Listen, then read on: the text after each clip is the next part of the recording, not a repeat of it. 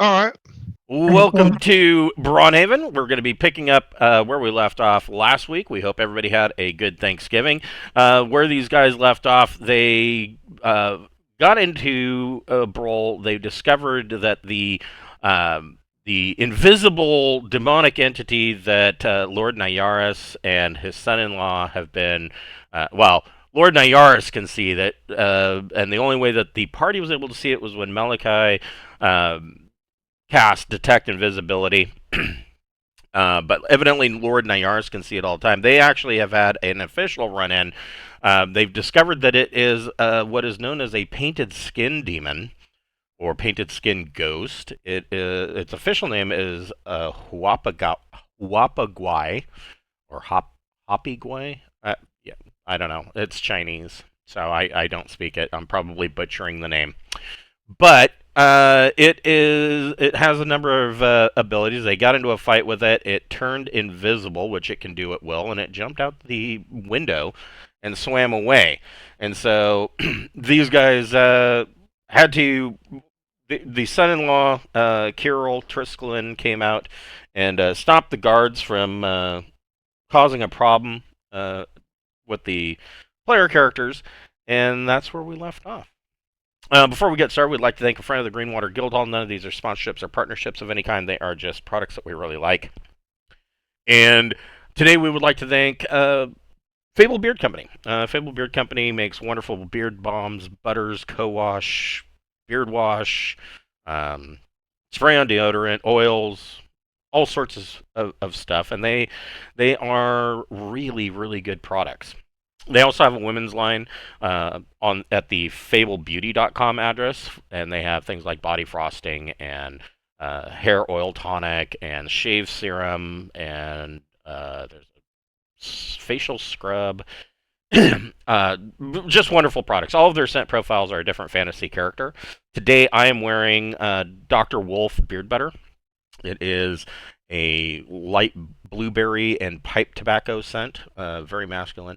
Um, my wife loves the Fable Beauty stuff. She likes the Huntress, which is um, it's hard to describe. It's a little bit floral, but it's a very nice scent. You'll probably want to go through and read the descriptions of all their scents. They have a bunch of different ones.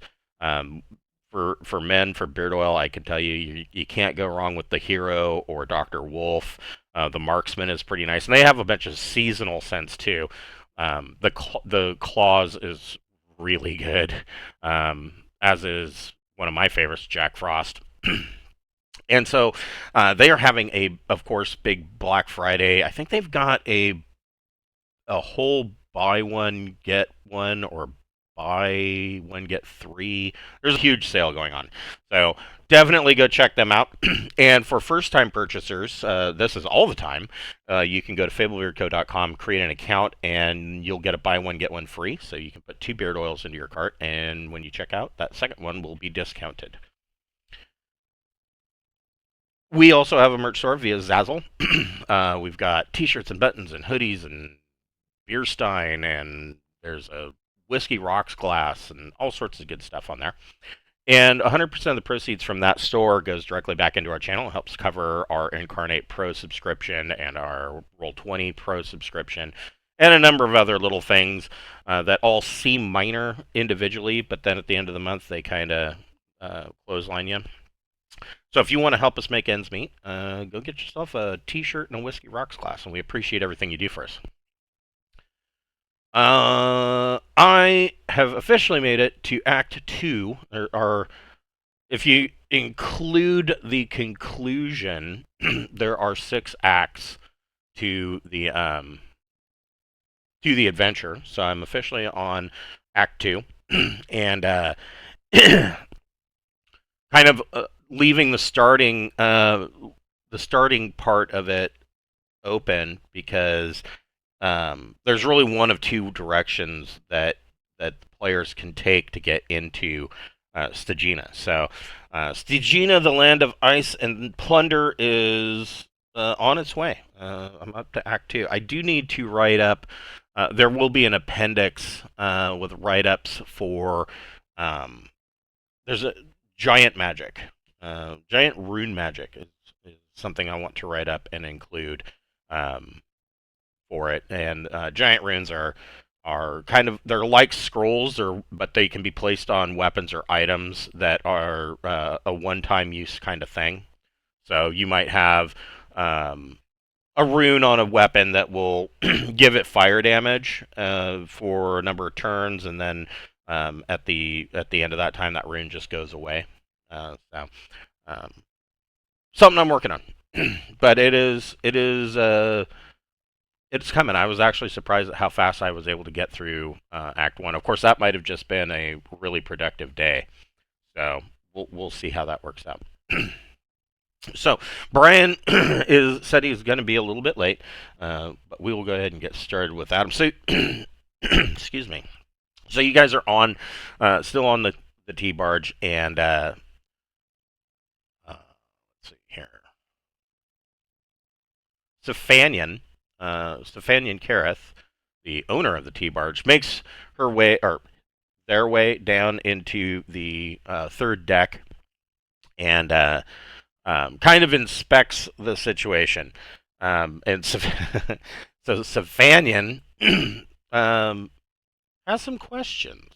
So she sees the the skinned corpse of Miriam under the bed, right? But also, laying next to the bed, of course, is the guard that with the slit throat. And the other guards don't. They found the puddle of blood, but they didn't find his body. And so there is. They're not shocked because they knew that there was a lot of blood there, but they don't have any more idea about what happened than anybody else. And so Safanian, well, let's see, what does Safanian? I have anyway. Let's see. So so Safanian doesn't. She doesn't suspect that you guys had anything to do with it, especially because Kirill is there basically singing your praises because as he's described it, you guys not only came to his rescue, but in addition, you kind of made him see that who he thought was his. He thought he was sitting there talking to Miriam because the Huapagoi skinned Miriam and was wearing her skin, and they had. He describes it as that their discussion hadn't really gone anywhere yet. So they didn't. He doesn't know what the Huapagoi was after, but it was just into the introduction or not introduction, but the hi, how are you, how have you been for the last week kind of phase. It wasn't anything in detail, but you guys proved to him, you showed him that this was some kind of demon, and so he's singing your praises, and so Safanian doesn't really suspect that you had anything to do with the guard's death or Miriam's, but does want to know what it is that you know. Well, I mean, I know that I know a lot of stuff. Really, I know that if you brag about stealing stuff, no, I'm playing. Yeah, no, I'm not really sure. We had we had gotten off on a tip that that there was a demon afoot, and we had been trying to, you know, get things settled. We were able to find out that the demon was here and had bewitched, the young lad here. and was tricking him into stealing money from his dad to spend here on your whore boat. So Safanian bristles at referencing the T-barge as a whore boat, and is quick to point out that my companions are not lowly prostitutes, and if that is how you plan to treat them, you might as well leave now. I think I saved a whole bunch of their asses. Yeah, for real. I was just gonna say we were putting some hate down on that demon before your guards came and were interfering. That's true. So the other I bet thing, maybe this has a bunch of boring theological reasons that the demon needed to go, that she could Yeah. share. Yeah, that'd be cool. So the other thing, it becomes quickly apparent to you that Safanian and even the two guards haven't heard anything about the murders in Southbridge. Oh, they don't care about true crime. Yeah. Right. Yeah, they just- they don't have the murder they- porn. They stay here secluded on their boat of They're Good both not point. really shame. whores. Yeah, their escort boat of whoreness. The slut boat. The slut Yeah, the slut boat. which There is you way go. more interesting than Love Boat. Yeah. So, Okay, we have to tell them about the murders, what we know then. Which Yeah. is, so there's some murders in Southport. So telling them about the murders and whatnot in Southbridge, the impression that you get isn't that it's that Safanian and the guards, or a lot of people haven't heard about this, isn't a fact due to the fact that anything's getting covered up. It's not like the Elder Council or anybody else in Derswadelek is covering this up. It's more of a fact that it isn't important. So no, I mean, if it was a major concern, then of course everybody would know. But so far, it has been just in the Southbridge community, and it hasn't bothered to get anybody else up at arms. The fact that the Master of the Hunt is involved now, and you saw this before, seems to be more of a political aspect for him, not I mean, he's not voted into office or anything, so it's not like the general public even. There's no reason for them to know, so nobody's really brought it up. Well, I mean, nothing would make your case of you being something more than a slut smut whore boat than actively getting into the community investment of trying to come make sure this demon is gone and dealt with. I mean, that would go a long way for your reputation. And then, I mean, then you could probably say that people come here for the tea. Well, I mean, Safanian has no interest in that. Like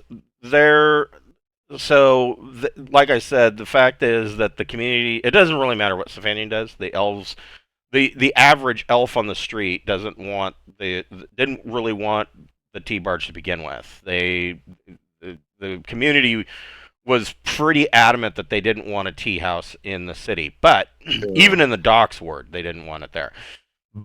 But there was a compromise made with the Elder Council that basically brought the T-barge out. That's why every night at dusk it sails out to the middle of the Indian River and anchors, and they stay there until morning at dawn, and then they tow their ass back in and let off their guests, and then the cycle repeats. I don't think they get a day off. It's an everyday thing, or every night. And you're thing. not concerned that the local authorities will frown upon the fact that you are harboring the demon? Well, the obvious matter of this is, I mean, they've got proof that it's not. I mean, there's a body that's missing its skin. It's obvious that they weren't harboring it. Nobody knew. Well, we could if given the proper time for preparing everything, we could probably speak with some of the dead, and that would go a long way in clearing your name. I mean, what I want to know is, was Miriam had been running the con on the young lad here for quite some time. So I mean, you know, uh, she might have been complicit. She might have been a self-sacrificial lamb, for all we know. Probably not. I mean, so, like I said, so Miriam wasn't running a con on Kirill. There was a genuine affection there. And, yes, Miriam was a companion, and so she, of course, had other customers. But if she knew that Kirill was coming, or they had a date set, she cleared her books because she would, Well, yeah, I mean, even if she had other customers that would pay more, she would clear her books to spend time with Kirill. So I mean, it wasn't that she was trying to con him out of money. She, of course, never questioned where the money was coming from. But she also knew that Kirill was married and that his wife was recently deceased. And so, the T barge is okay. It's like Vegas. What happens on the T barge stays on the T barge, and so, that whole situation, Safanian would, and of course, Kirill would appreciate if we just kept that to ourselves. oh well, our silence is definitely for sale. But Kirill openly admits he had come to the T barge. He admits to you. I mean, you found out that he's been skimming off of the rent payments, and he decided that his future with the Ashryn family was more important to him than being in love with Miriam, and so his reason for coming here tonight was to end it. Hi, Brian. Yo, There he is. Welcome. Yeah, we're just talking. We're not fighting yet. Yeah, with the ship owner. Yeah, we're hanging out with the ship owner, talking about they don't seem to think that the fact that they had a demon living on their boat, it makes them look bad at all, but they're wanting us to be quiet we about it. welcome all people. Yeah. So you had mentioned I that. think it's a problem that the demon skinned one of their people, though. How about that? Yes. Yeah. Well, and that's kind of what Safanian is pointing to, is that it's obvious that she was harboring a demon. Nobody knew. Well, I mean, that's kind of my point, is how do we know that you didn't know?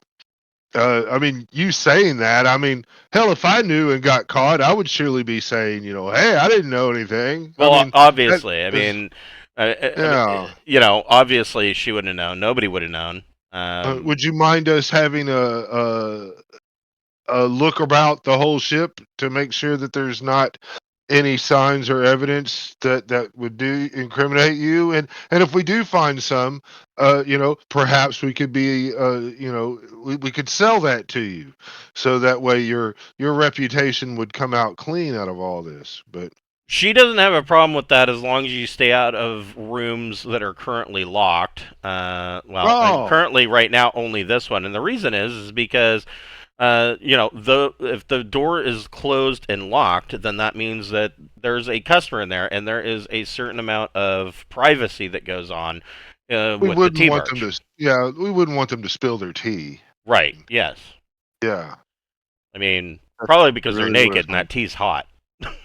Yeah, I hear. But yeah, that's acceptable to me. Borman will say as he puts his arm on Dentry's shoulder with a smile and a nod, because we are surely the ones here that could be trusted, as we were the ones hunting the demon. So, So you had mentioned that you wanted to maybe speak with Dead. I did. I Yeah. want to. Okay, I definitely want to, but in order to do so, I will need to take a moment in one of your rooms and rest and read in my books. So you need a long rest, is what you're saying. Yeah, I'm trying not to just out say, man, hey, I need to learn the spell I'm fucking because it's in my tired. book, and I haven't, Well, you'd need to study. Yeah, you'd need 8 hours to study. yeah, Well, technically 12 hours study. But right. hold on, let me. If I you don't know. hold up, if you hold up in the stinky corpse room, we'll like keep people from going in there. Oh, Won't Malachi be- does not mind sleeping with the dead. Oh, okay. This Yeah, will that still doesn't be bother okay. Malachi. All Yeah. right. Yeah, he's like, hey, man, the smell of decay and You're loose right. bowels Yeah. is romantic. Pile and all the disgusting stuff in one room to make me feel happy then. yeah, So I thought. Because that lady and her scan are in two different places.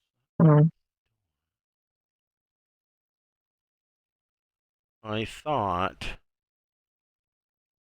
there was a cleric spell.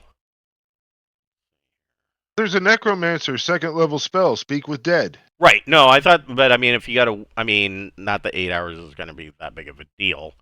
Um, but I thought maybe I didn't include it. I probably didn't include it. I forget the name. I forget the name of it. I don't think it's Sanctuary.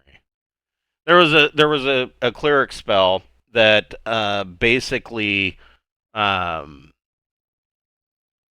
protects the corpse and stops it from decaying and can't be raised. Oh, And for some reason, I'm not seeing it.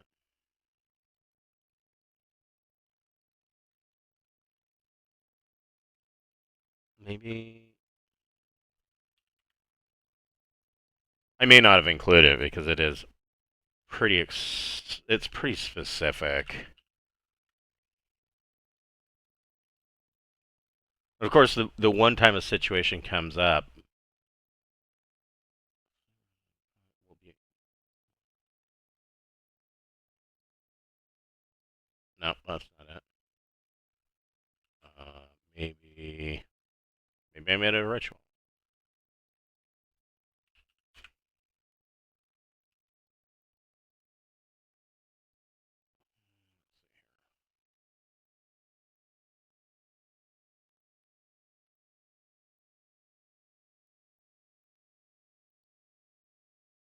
I gotta think though that there's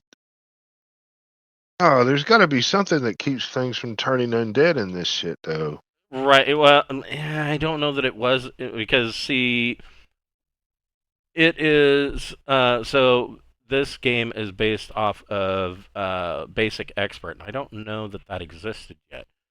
Uh, well, I can tell you it's not Preserve.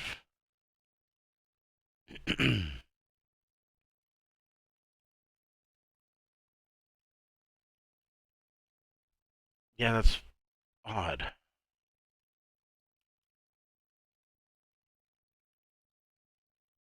It's been a while since I wrote this, but I specifically remember that one, but it might have been because that was one of the spells I was mulling over keeping or ditching, because it's so specific, right? Yeah. it's you, in all of your time gaming, there's like once or twice that you'll ever use it, and the rest of the time it's just a wasted spell slot.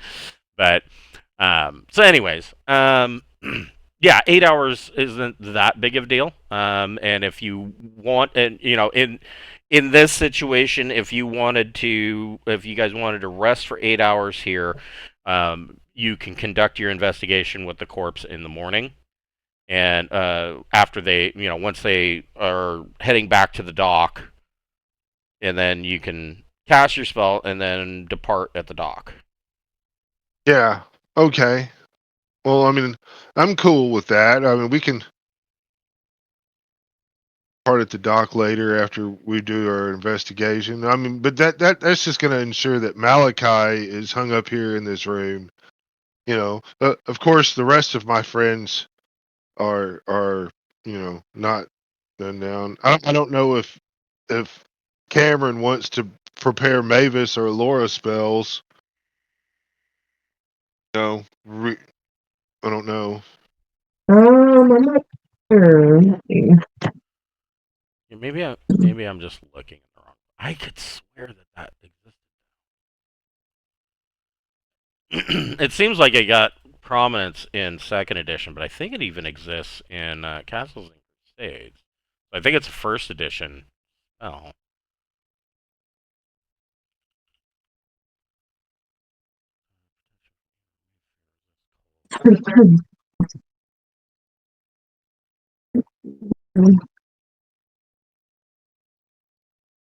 yeah, that's weird. Huh. I remember it, but yeah.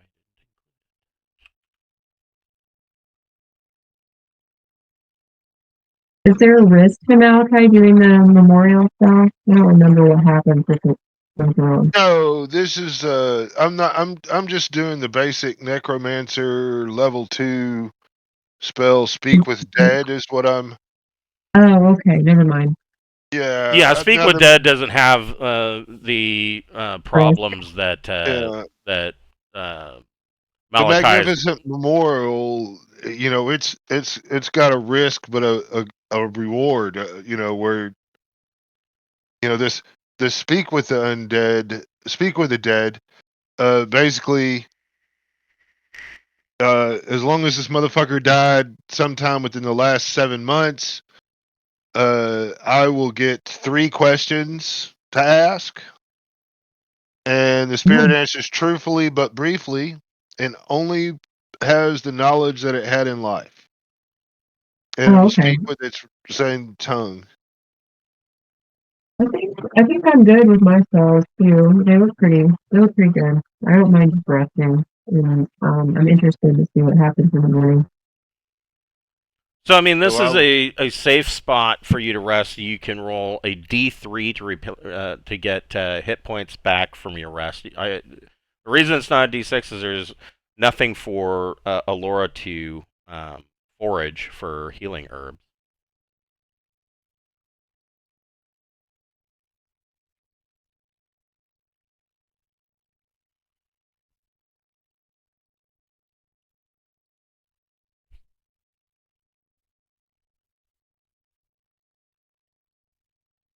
yeah, I don't know who all took damage in that. I don't I remember. I, I don't. There really wasn't a bunch. I think maybe. I don't think we got hit. Maybe Samuel. And No, possibly Peppermint. I don't remember who got. Yeah, maybe peppermint. Yeah. Peppermint does get touched a lot. She's used to it. Yeah. I mean, do we want to fast forward into the thing, or do we want to do adventures on the boat while Malachi sleeps? I guess all the spellcasters will be sleeping, and Yeah, I mean, you guys all get your 8-hour rest, all right. and so, um, sorry, go ahead. Peppermint and Dempsey probably tore up a room, but yeah, other than that, Okay, staying. all right. So, you can go ahead and cast your Speak with Dead. Uh, whoop, I will cast Speak with Dead. Sure will. okay. Second.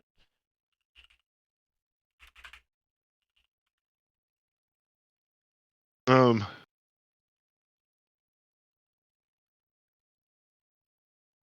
so I get 3 questions. So my first one would be, when did you become aware of the demon? Hold on just a second.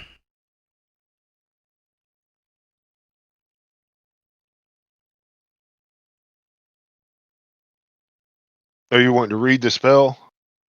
Yeah. It's page 15 of the Necromancer. Old School Essentials Necromancer Guide. The Guide to Loving the Dead.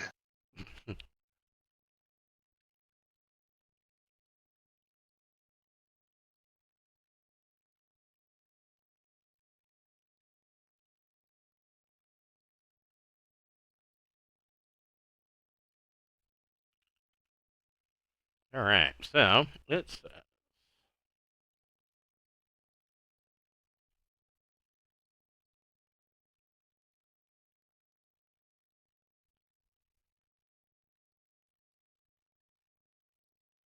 so what level is Malachi?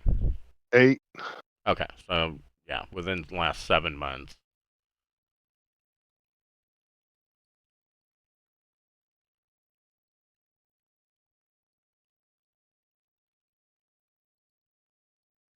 When I get level 9, it'll be within 7 years. Yeah, and you'll get 4 So, questions. and I'll get another question. So, So the reason why I wanted to read it is because there are some versions of Speak with Dead where it specifically says that the spirit can only answer yes or no. oh no, it says But that it's no. got to be brief. Yeah, it's got to be brief, but it can be succinct. So you want to know when she first encountered the demon, or how long she knew about it. I want to know when she first learned about the demon. It might have been when the demon was killing her. Yeah, Been... her answer is that she didn't know. She was attacked as she was getting a fresh dress for her date with Carol, and now she's here. What is the secret that Carol told you? The secret that Carol told. What is a secret that Carol told you? You spent all this romantic time together, long conversations. I now have you under my magical whims. Give me the dirt. Yeah. Question. I'm going to use my questions. If she just became aware of it when the demon, ambushed her, then that kind of clears her of being a name of it. But so, okay. so So I'm using my questions for something. right here is a secret. Put you on the spot. No. So a secret that Kirill told her is that his father-in-law, Lord Nayaris Ashryn, seems to be spending a lot of time in the attic of Ashryn Manor, and that he had an intricate Orentian puzzle box that he took up to the attic, and Kirill hasn't seen it since.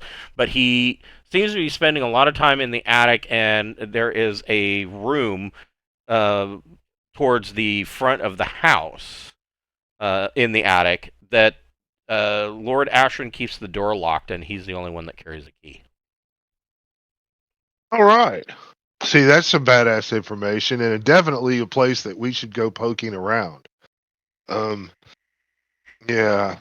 So, got one more question.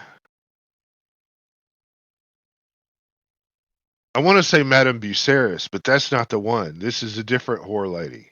Yeah, this is Safanian Kirith. Yeah. Where does Safanian Kirith hide all her treasure? Doesn't know. Okay. Has no idea. Yeah, well, rest in peace. Thank you. And that is that. We now have a lead on a location to go to the attic of dude's thing, and Well done. yeah. And we are masters of unlocking, so it should be pretty easy. Yeah, pretty good about getting past locks. Yeah, usually, yeah, you do pretty all right. So,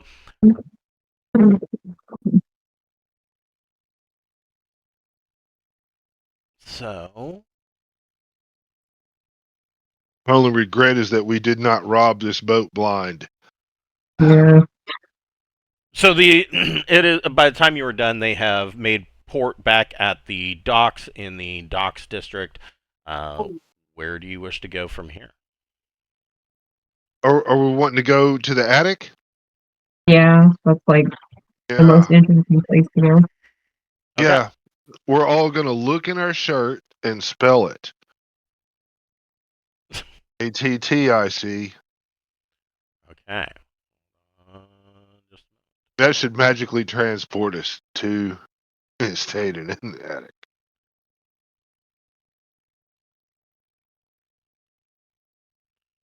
a minute.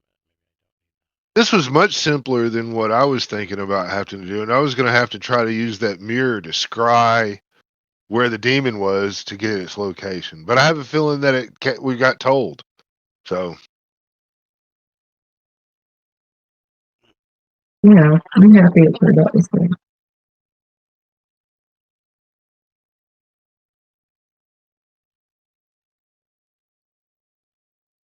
does does the dude's son want to come with us while we go up in his father's attic and battle evil so he can witness the events as they transpired? I mean, if he's going to take over after we kill his dad, he should at least know his dad was evil and we had to kill him. Or his dad might be dead up there. Hell, we don't know. Yeah, I wonder if he's interested.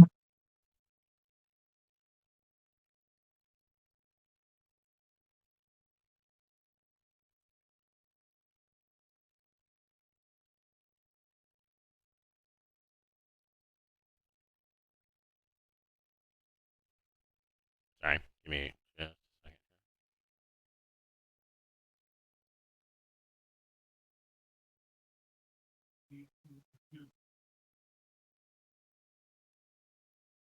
Oh, you have a map? Yeah.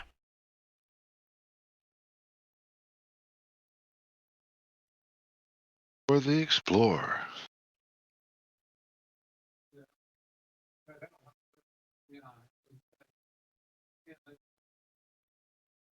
You guys have already been down here, so I don't need to draw walls for it. Yeah, it's the one time we didn't go snooping everywhere.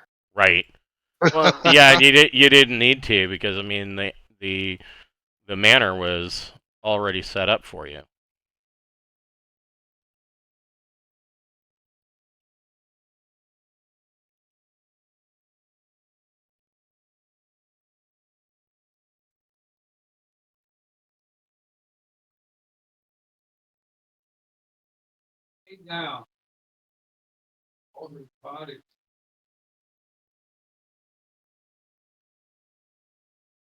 Oh, sorry.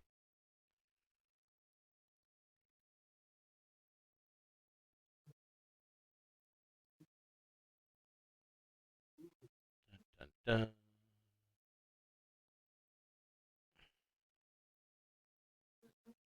Damn it.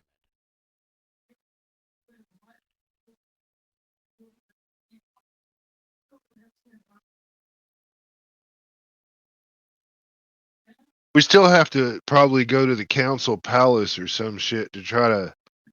We're here for what? A piece of armor or something? Yeah, you will. So it is a part of elven heritage that was given to the elves by the god Octus, and um, you would need permission from the elves to take it. Oh, so we can't steal it if we could? Well, I mean, it's up to you how you want to handle that. Well, I mean, you know, if the magic stops us from getting it without our without their permission, then you know we'll have to do that. If it's just a good bank heist, I mean that is a Yeah, different. is it like magically secured or is it just Yeah. secured and don't take our stuff? Or do we not know until we try?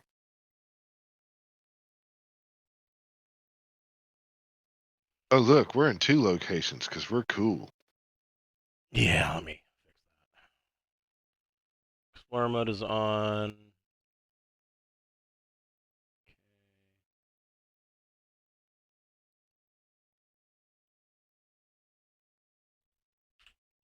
There.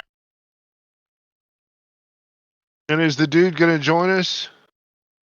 So he, um, Kirill Trisklin, has some paperwork and items that he will have to deal with in the uh, den in his manor, and because of course he ended up not spending that money for on Miriam, he's going to return it, and he assures you that he has every plan to pay back all of the money that he's skimmed. Well, I mean, shouldn't we like be honest and kind of blunt with the dude?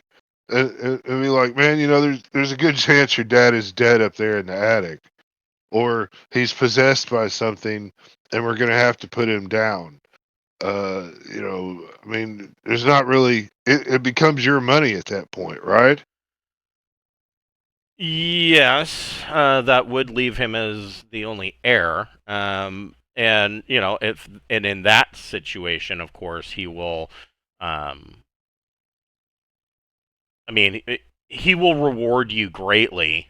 Um, if that turns out to be the situation, if you're able to solve this problem and get rid of the Huapagui. But I mean, he's not a fighter, so he genuinely doesn't think that um, he wouldn't be doing you any good going with you to go tackle a demon. Well, if he dies, we can bring him back from the dead. I mean, whether you can bring him back from the dead or not, really, it's still not an attractive proposition, and it doesn't change the fact that he's going to be completely useless to you. He is not a fighter. Like, flat out, he's not a fighter. I think he knows one spell because he's an elf, but beyond that. All right. Well, can you give us the location to the attic and his father's bedroom? Yes, he says if you take the circular stairs to the second floor, these stairs here, and then there is a hallway at the end, or at the end, the eastern end of the hallway, there is a stairwell that leads up to the attic. And he tells you that his father-in-law's room is the big double doors on the south side of the house, on the second floor. You can't miss it. Any traps or anything you know about that we need to be aware of? He's not aware of any. Well, that may not be true.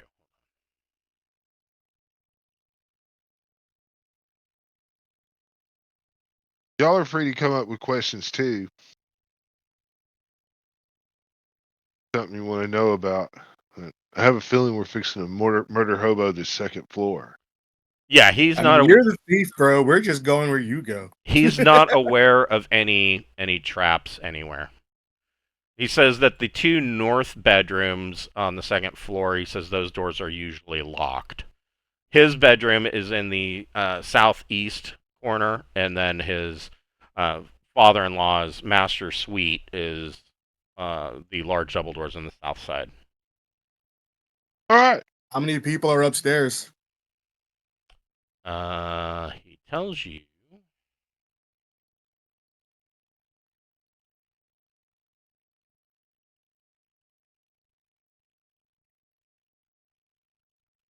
So Dahlia Ilstina has a guest room on the second floor, but he's probably, as far as, so last night was the hunt, and so the master of the hunt has not returned yet.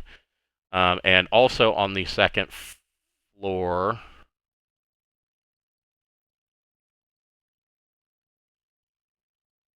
is another guest room that they give out to anyone that is staying. And at that time, they'll be given a key to the room, but the door is usually locked. That's fine. Thank you for your time. We're going to go up and investigate and find out what exactly was in that box that your father played with. We're gonna go get into your father's box. So this Just be is gentle.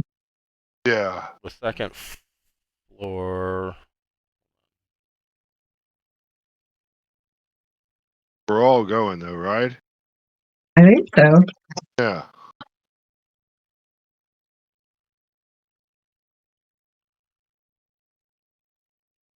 Well, that's weird.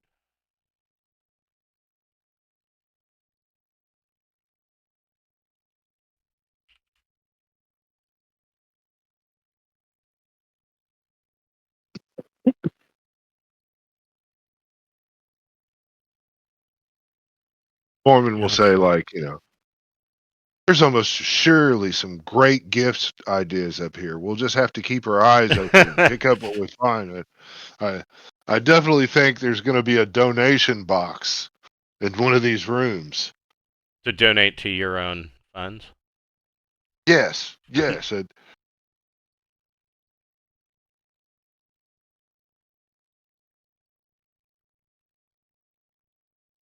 I think we're going to start So with the master suite here and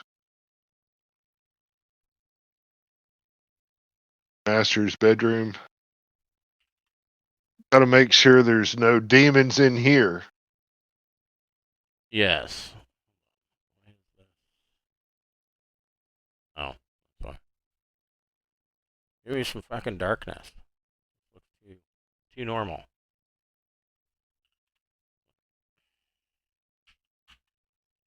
Dumb.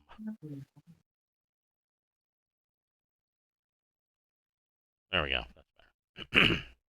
All right. So you want to just pick the lock on the door? Is that what you're? Well, I think I'd like to start out by looking for traps, as Okay. that is what I do. Is I look for safety purposes. I should find any traps that you have. So there are no traps. So you get to the top of this spiral staircase that leads up to the second floor hall, and just as Kirill described, there are two doors leading to the north. Those are guest rooms. His bedroom is down here in the southeast corner, and then of course these are the double doors that lead into the master suite. There are oil lamps on the walls that provide light in this hallway, and these double doors are 8 foot tall, large, intricately carved, beautiful doors that you would expect to see in a manor house. And you don't find any traps on them. Oh, I should unlock it. I got Oddly enough, three. you find that the door is not locked. Well, then it's got to be open. You open it up. I'm gonna go and viz. Okay. Ninja mode.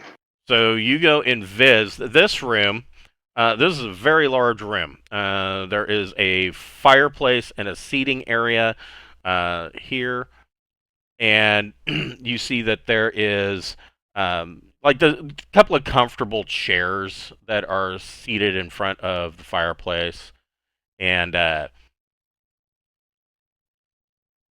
it looks like one of the chairs is kind of. You can tell that it is frequently the one that's chosen to be seated in, and then over on on the west wall there is a very plush bed with of thick, heavy velvet bedspread on it, and there's of course a couple of wardrobes and dressers. There's a large mirror on the wall here. Malachi's gonna cast detect invisibility. Okay. You don't. That lasts for a number of turns, but I should be able to see invisible shit. If I stay up with Borman, it You don't oughta see go. anything that's invisible in here. Okay. Then Borman's gonna kind of come on in and start looking for chests, drawers, things to open up, search, looking for signs of demonic activity. You're gonna go through his wallet to make sure there's no demonic activity in his wallet. Right, Yeah. right. Does the money have an evil feel to it? Does it need to be confiscated just for safekeeping? So in here, let's see.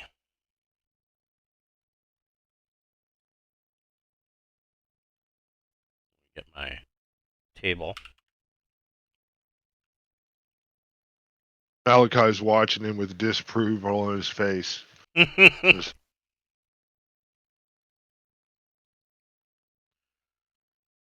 There are going to be 5 rolls. Make a percentage check.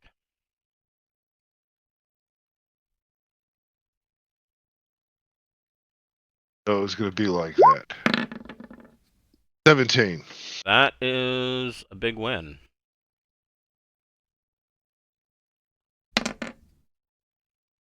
You find a pouch with 3,000 platinum pieces in it. Not a pouch, a sack. Here's a sack with a bunch of. This is definitely being used for evil, as he makes Brian write it down. How much was it? 3,000 platinum. 3,000. Yeah. 3,000 platinum. Yes. Yeah. And hold on. Let me. You said 2,500 platinum? What? Hey, I'm the thief around here. I don't know where the other 500 went. Don't ask me.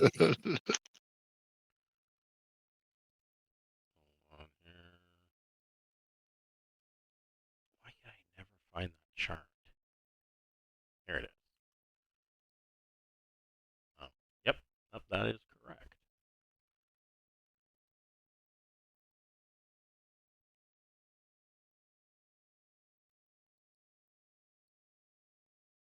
I call this a finder's fee. All right. You can make another percentage check. Oh, I like went around and Oh, yeah, other you can people go rolled around. too. I mean, yeah, isn't that fair? that one is nothing. Brian has to roll one. I do? Why do I have to roll one? Because you're part of the party, man. Oh, fine. Whatever. People. See what you All get. right. That and one's then, nothing. That one's And then, nothing. yeah. And you got. then, There's one more. all right. I'll roll again. 10. You want me to roll? No, Mavis did it with a 10. Oh, See what happens? They just yeah. roll more often.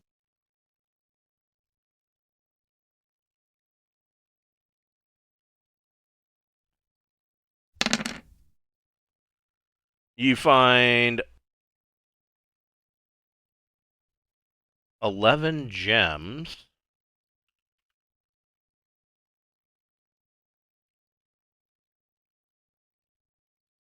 Worth 500 gold pieces each. 500 each. Ooh, that's nice. Yeah, that's That's real a nice haul. chunk of yum. Yeah. Yeah. This will obviously cover our fee on this leg of the adventure. Yeah, that's a nice weighty chunk of XP. Aside from that, you don't find anything else in this room. I But mean, there's that rug there. there's another rug. Right. It's got to go with us. I'm gonna roll it up and put it in the bag of holding. the rug is worth 600 gold pieces. We just need them for Castle Braun. If you've ever been in a place with like tile or stone floors, it gets fucking cold. That's true. Yeah. We just need a shitload of them. You just need a whole so. bunch of horror rugs to make the stone floors more comfortable in the morning. we can drop that off, and I don't have to sell it. But whatever. Seems that the only way to be a rug salesman is you have to have rugs to sell. And it's funny because I always have I always have that thought. So like there's a local they sell carpeting and rugs like Karistan or whatever, and so every time I see it, I'm like, so this guy's been doing this for a long time, so there has to be some kind of passion to it. And then I think, how does one get passion for rugs? how do you become passionate about selling carpet?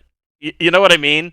Like, I could see being passionate about the money you can make from selling carpet, but maybe not so much about being a wealth of knowledge about carpet. You know what I mean? Like, I don't understand how one falls into that. It's like, you don't get passionate about making money. You got to get passionate about the product, man. Yeah. Right.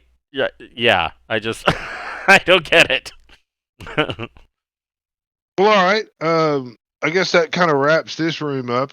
We got the rug. Yeah. Are we wanting? Thank God we got the rug. Our business is finished here. So we can go now. Where you wanting to? We got to check out these guest bedrooms. Looking for the puzzle box, right? We aren't quite sure where it is. Well, Kirill or the corpse of Miriam. It's in the attic. Yeah, it's up in the attic behind the locked door. So we're just looking around here for free shit. So yeah, you were able to.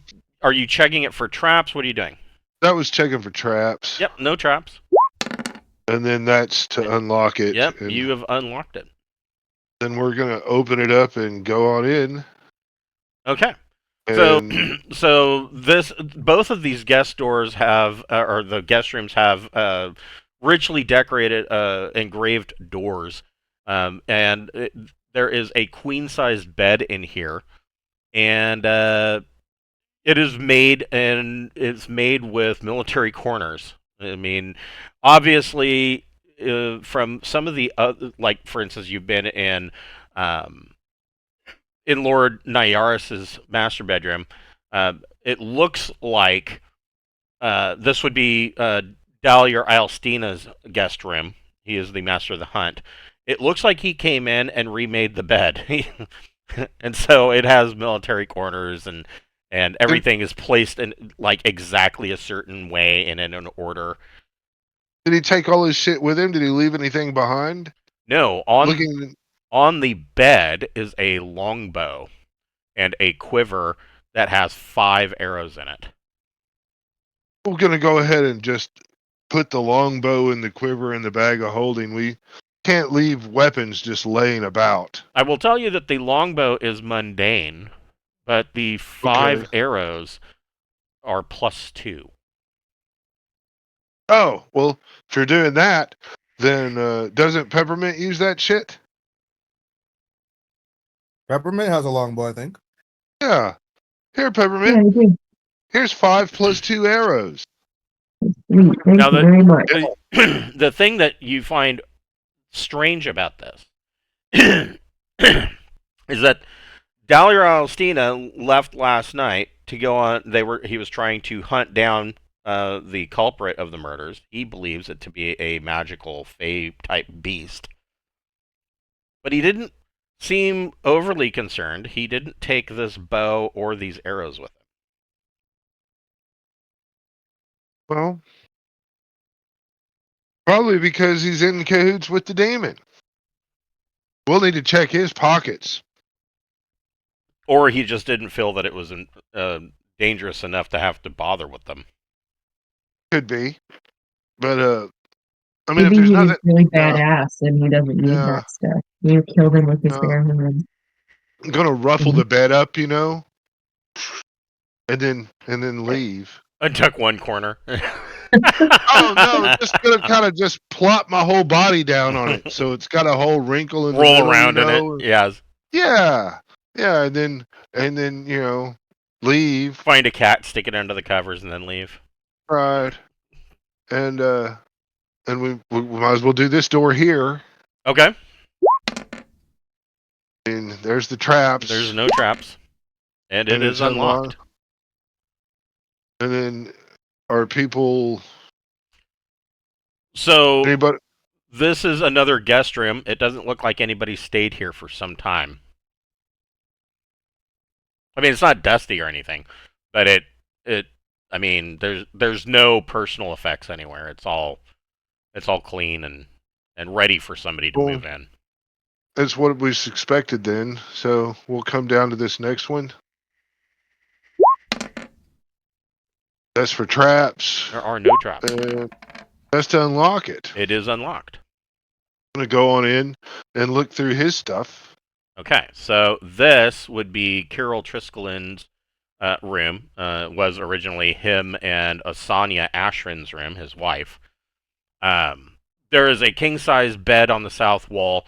There is a writing desk with an oil lamp on the east wall.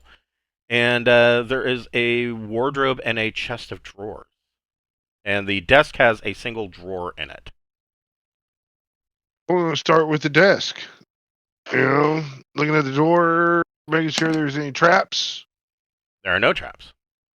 Is it locked? See, ever since last Sunday's game, I'm always proud of you guys for checking for traps. So the woman who plays the barbarian Sanya, her husband is their thief, and he got up to use the restroom, and they were rummaging around, and they find a desk with a drawer, right? And she's like, oh, well, and I said, I noted that the drawer was locked. And she's like, oh, well, you know, he always has an easy time opening these locks. So she just pulls out her dagger and pries the drawer open. It launches a fucking poison dart. She fails her save and dies on the spot. Everybody else looks in the desk drawer, and it was fucking empty. There was nothing in it. Died over an empty drawer. Yes. She's like, well, that taught me. I'm never. So they had to go through this big thing of, you know, raising the dead and everything else. Ah, so fucking great. I love this game sometimes. So in the drawer, you find two things. There is a large pouch, leather pouch, and you find a journal. What's in the pouch? In the pouch, there are 5 gems worth 100 gold each. 5 gems worth 100 each. Why, that's unsafe to leave this lying around. And there's 150 silver pieces. 150 silver pieces. We can't just leave those there. No, I mean we know that there's a demon around feeding on gold and jewels, and it's only right that we take it with us. Is to not let it grow stronger. Wink, wink, nudge, nudge. Okay. Well, you know, I guess those little treasure chests. You know, his wife died. It seemed like she'd have some jewels or something, though. You know, I guess I really don't want to rob that, though. It's his wife. There's, like I said, there is also a journal. Oh, okay. We'll look at the journal. So the let's see. He's like, fine, I guess. We'll get information. That's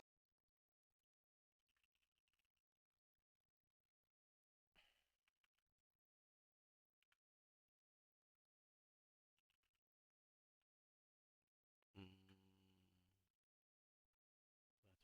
I know that I put this in here.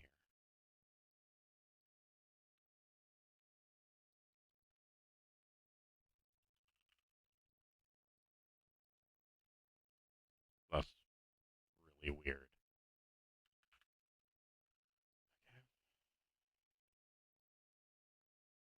And I say that that's really weird because I already showed it. But the journal has good shit in it. Not really. Yeah, it's probably already the note that I already saw him write. You saw the note. Nobody else really could have read it, but it is. And I imagine you're probably seeing a clearer view of it now. because you're seeing it with your own eyes. Those different characters too. But this is the journal entry, or the last journal entry. Yeah. Well, that's it here. In Oh, Borman, roll another d6. Nope, never mind.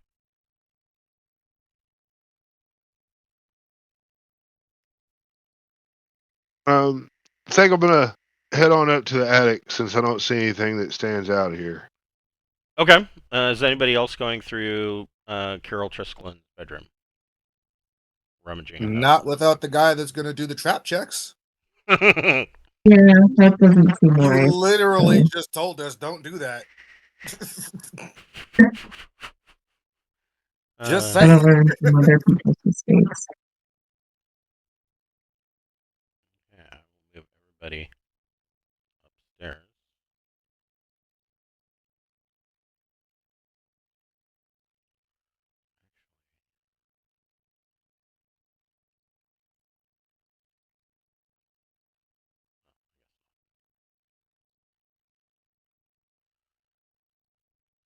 Oh, I hope this demon thing hasn't. Huh? Mira was just late to the party. She was doing the cat thing and got distracted. So, getting up here, you see that the flooring of the attic is just old wood boards. Pretty much it's the just over the plaster of the ceiling below you. And everybody roll a d6. Every character. Including Mira or not with Mira? Yeah, Mira would have to make one too. I got a 2, a 2, and a 6. Okay. 2, 5, 4 unless there's modifiers. Okay. So I saw A 1 and a 5. So who got the 1? That's Borman. And for Cameron, who got the 2s? It would be Peppermint and Alora. Okay.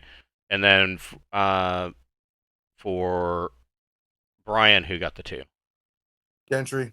So everybody who got a 2, or 1 or a 2, as you are stepping on these old boards, you note that they are very loud. They creak and groan every time you step on them. And so it is nearly impossible to. I mean, if there's somebody up here, they would be alerted at this point. But you see that there's a number of pieces of cloth-covered furniture up here, old furniture, with just white sheets thrown over them. And you see over here in this corner, there's a number of barrels and crates and other sundry items that are in storage. And then at the end of the south end of the hall, you see that there is a door. The items that are in storage, is there like flour and shit? No, they are just a number of candlesticks and some candles and some knickknacks and various items. But searching through it, you do find a small sack that has 200 silver pieces in it.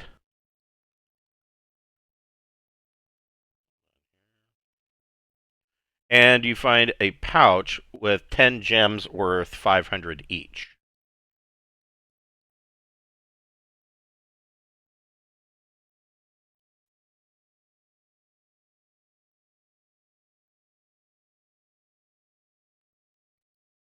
Well, that was a nice chunk of stuff.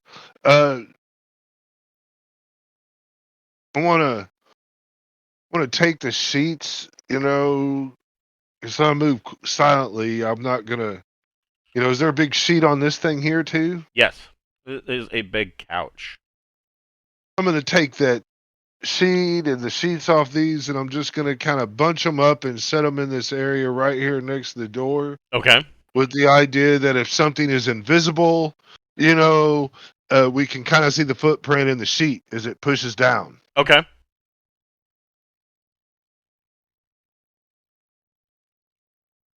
Won't give me Can we flour. move, can we move on now, or I don't know. Is there anything else left in this room to mess with? The only other thing in here is the door at the south end of the hall, or at the south end of the attic. I'm getting ready to unlock that. I was thinking if the demon turns invisible on us, Malachi can see it, but no one else will. And Malachi can't cast detect invisible on other people. It's a self spell. That's true. So that's Let's go. that. Right? Yeah. Yeah, we're gonna go look for traps. Okay. And if there's not any, we're gonna pick the lock, and that should do it. Okay, hold on here. So yes, there. Hold on. Give me. Oh, there is a trap. Give me just. Don't.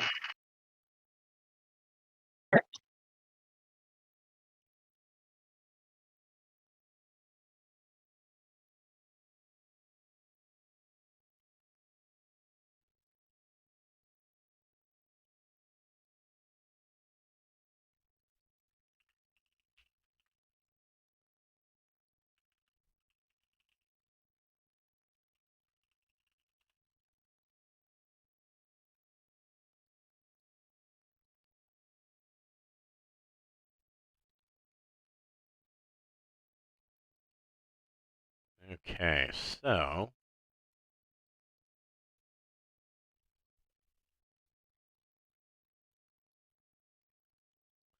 You don't find any traps, and the door is unlocked.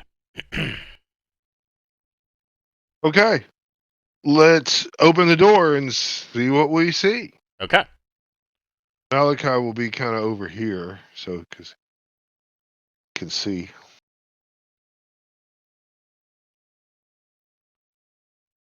In here. Hold on. Drop a token.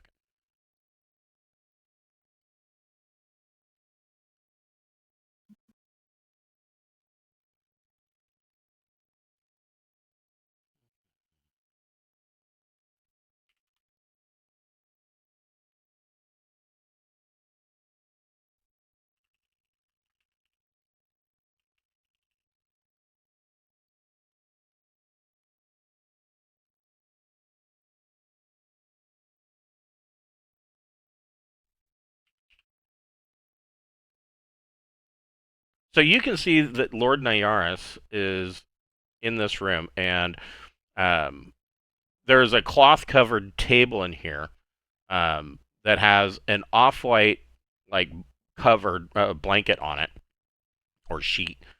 You can see that right here on the table is a what looks like a sewing kit. There's a box of thread with several different colors in it, and there's an oil lamp here that is lit. And right here is a puzzle box. It is 6 inches by 6 inches by 6 inches in a perfect cube. And each side has a set of round gears on it. And there are various pieces that can be pulled out. It's a typical, puzzle box. And Lord Nyaris, when you step in, he seems to be having a conversation with something that's not there. He's in the room by himself, but he's talking. Does Malachi see it? As Malachi stepped into the room. Well, he's kind of no, not yet. But Mormon will kind of just creep over here and see if anything happens. Is there other people or we all just kind of filing in the room? Is that what we're doing? Go ahead and make a move silent check to see if you were able to open that door without.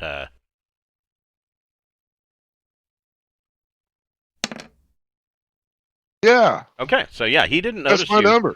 He didn't notice you sneak in the door because you're in Viz. So how's Malachi? Is Malachi just walking in? What's he doing? Malachi's just gonna walk up and look around, looking for invisible shit, because that's kind of what he did. So standing next to Lord Nyaris, you see an demure-looking Orentian woman in a white and red kimono. You've seen her before. That would be Yeah. who Lord Nayaris refers to as Jia Ning. That's the skin thingy. Yeah. Think so. I'm gonna have to cast light on it. Hmm. Okay. So she gets a spell save in that case. And she beats it. Okay. So, wait. No. Not trying to blind her. No, but Just I mean, like her. you're using light as an attack. What does it say about that? Doesn't say anything.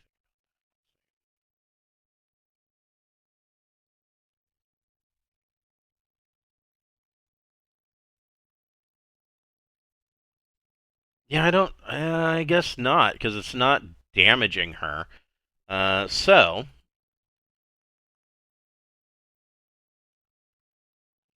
Second.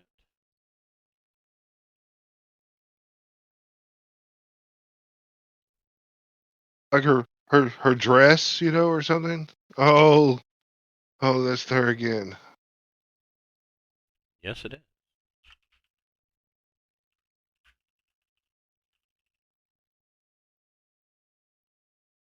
So Malachi's not invisible, right? No, Malachi just cast a light spell on the invisible thing. Uh, I guess your point of view is you saw him start to mumble and he'll hold his hands out in his mystical ways. Yeah, I mean, you would see Malachi cast a spell, and yeah, so this glowing image of an Orentian woman pops up, and as soon as she starts to glow, she changes. Hold on here. There is a sequence of events here.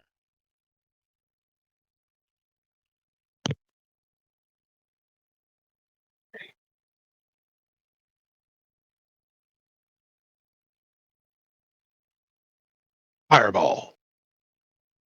Ba-da-ba-ba-da-ba.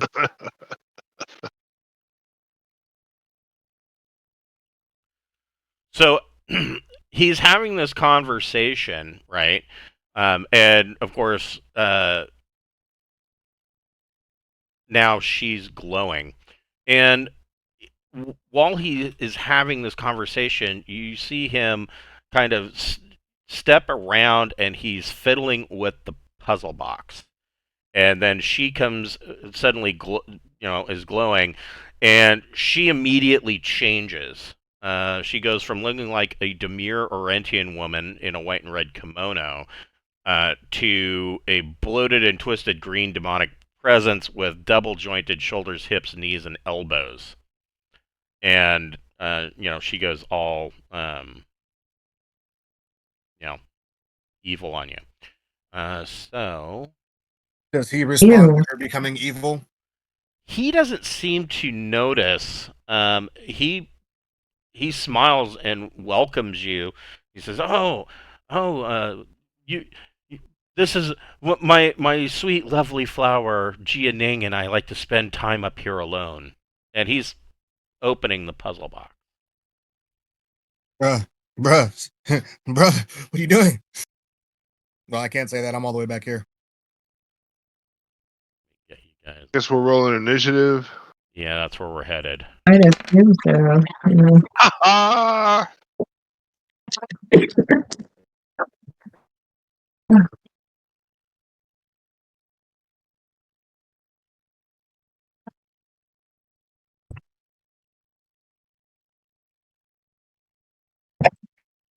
All right, so.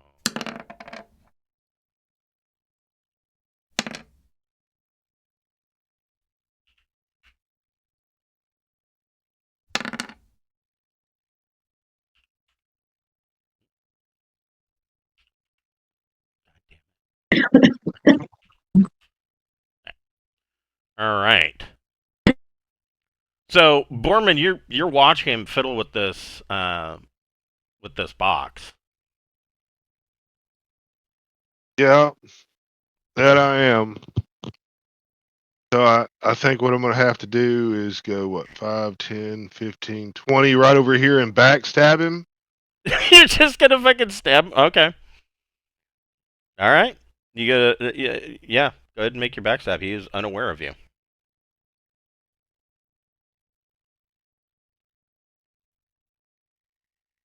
Do we think this guy is bad or just being manipulated? I don't know, 27 to hit. Yeah, that's gonna do it. Plus 2 times 2, so 12. 12 points of damage to Lord Nearest. And I am no longer invisible. So yes, you go up and stab him, and I mean he's grievously wounded. He's bleeding all over. Oh, why would you do that? Malachi, what do you want to do? Wait, he's not dead? He's not dead. The hell is he made out of that he's not dead? I don't fucking know. But I support that backstab now. Because if he survived it, he's not normal. Malachi is going to magic missile Lord Ness. Okay.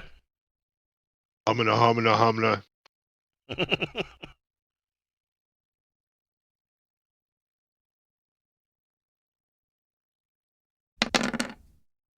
10 points of damage. Okay. So yes, your magic missile goes off. I cannot move because I cast a spell. Right. But he doesn't open the box.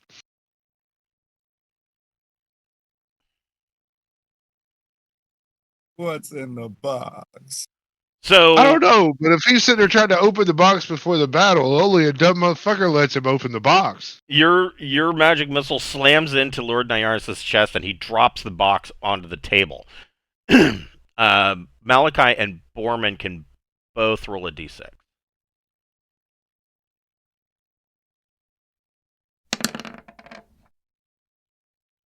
Oh, 2 and 1. They both got it. So it hits the table and kind of clatters and stops rolling, and you can see that the gears on the box are still turning. Okay. The Huapaguay.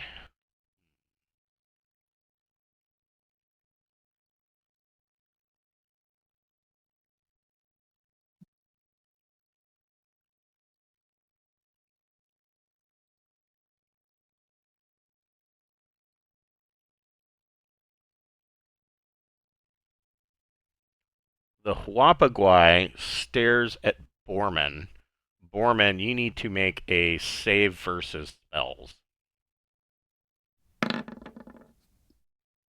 That's gonna do it, but let me double check. I'm really positive that does it though. Spells is 13. Okay, so you save, it, and you feel for a second like you were transfixed by the gaze of the Huapaguay, and for just a split second, you didn't see the painted skin demon. You saw the Demir Arentian woman, and then you kind of shake it off, and she's back to being a bloated demon again. Mavis, what do you want to do? I mean, you can hear that. You saw the flash of light from the magic missile. You know that the shit's hit the fan. All right, let's see here. I think it like $2. You can't see him there though, huh? Yeah, you can. Okay, I'm gonna move my token in there just to see what's happening because it wasn't. There. Oh. Yeah. Okay. There. Oh, thank you. Okay. I'm trying to remember what strike does. Oh, strike is It's basically you put a striking puts a smite on the weapon. Okay. It And do I have? Is it touch or is it? let's see here. It says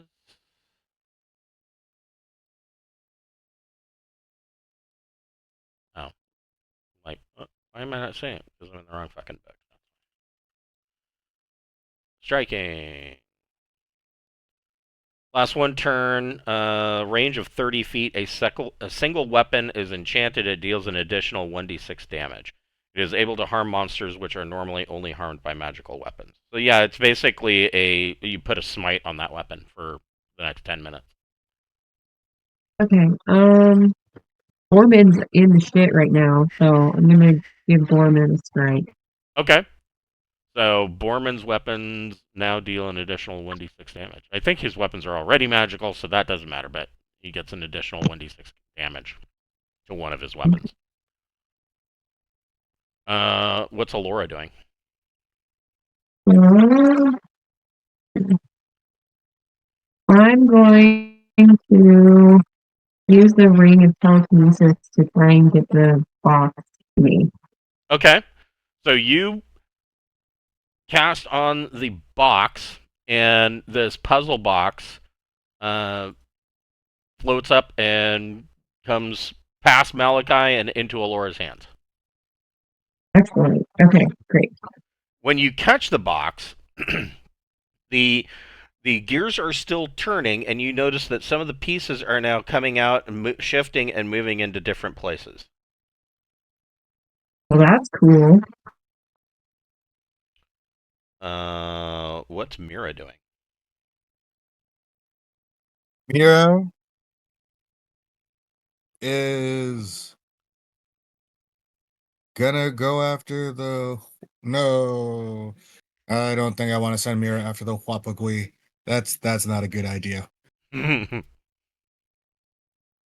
Mira's gonna take up kind of like a defending position over here, like guarding if anybody comes out the door or something magical. So, yeah, Mira's not going in because I am not losing another creature to a big bad right away. Okay, so her hackles are going to go up, and she's hissing Mm-hmm. at the door. Exactly that. Yes. Peppermint. Everybody's at the door. And I kind of gently shove Malachi out of the way. Yeah. You can Okay. shove him into the room so you can get through. Okay, then we're gonna swing on this thing. Okay. Her axe is magical, isn't it? Yes, and Okay. a +4 for everything all together. It's a +2, and then I have a strength modifier.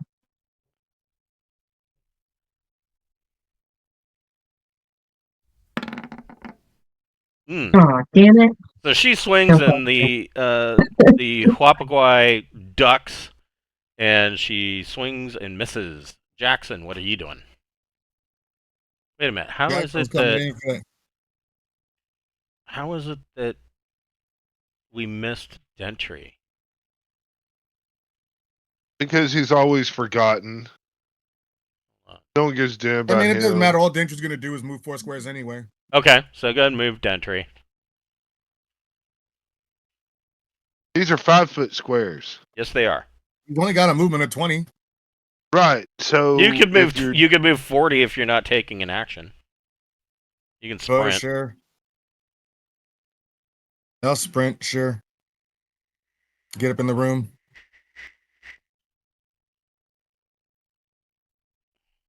Stand next to Borman. Like, what's up, bro? Hey, what's up, man? What's Jackson doing? Did the guy that had the lockbox die, or where'd he go? Oh yeah, I ganked him. Oh, okay. Then Jackson will just come. He's like laying there bleeding. 4, 5, 6. Yeah, he's dead. Jackson will just come into the room. I think I can get to this square here. I think that was about right. Okay. Oh, I can get a lot farther than that, sure. Yeah, these are 5-foot squares. I don't. have. If that's the case, I could get here I don't think I have a because grid Jackson's got all the movement. on. Let me double check. I see a grid. Yeah, that's the Standard grid. yeah, that's the map grid. But Right, but I mean, it looks accurate. Now your measurement should work correctly. Okay. I still think Either that way, you I mean, I probably got had. 60 feet. I mean, yeah, Jackson's yeah, you could get that. Mr. Movement. Jackson's gonna say that the Wapagui should repent and die or not. So, she uses her razor sharp claws and deflects your sword, and when the sword actually hits her claws, it sparks like it's hit like a metal on stone. Oh, y'all should watch out for those claws. Hold on a second. We'll go round two. Give me just a second.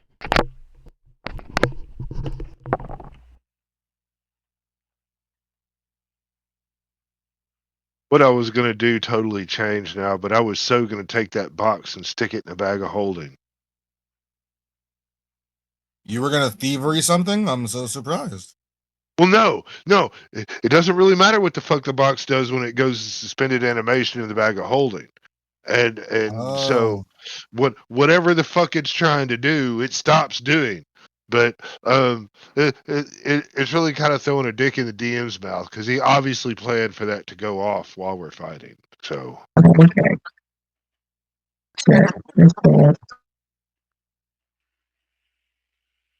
we just got to kill this Mapagwai before the box opens, and we'll be okay. We killed one before. We'll get this one too. We killed one before? We all did in it was the thing wearing the skin in the boat. Yeah, it ran away. We didn't kill it. It ran away. That's the Yeah. same one. Oh shit! I thought we killed it. No, it ran. Oh, But it might not be full never hit mind. points yet. You know, depending on how Chris did it. If the monster does by the same rule it got like a D6. Yeah, I totally didn't connect that this was the same one. I thought there were two of them. My bad. Nah, it jumped out the window on the boat. And ran. Mhm. Came a Middle Eastern country called Iran.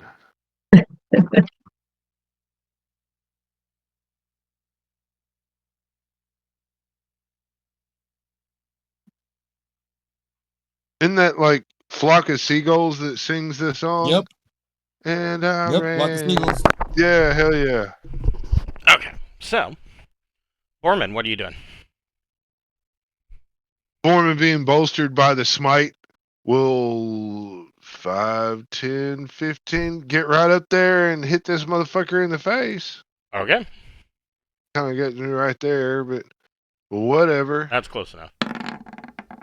16 hit? No, it doesn't. She bats away your sword. Malachi. Wow. Wow. Malachi does not like this turn of events and cast haste. Okay. So that's an AoE, isn't it? No, it's friendly people within a certain range. Right, but it gets everybody, I think. Yeah. The whole party gets it. Yeah, 60-foot diameter, so yes.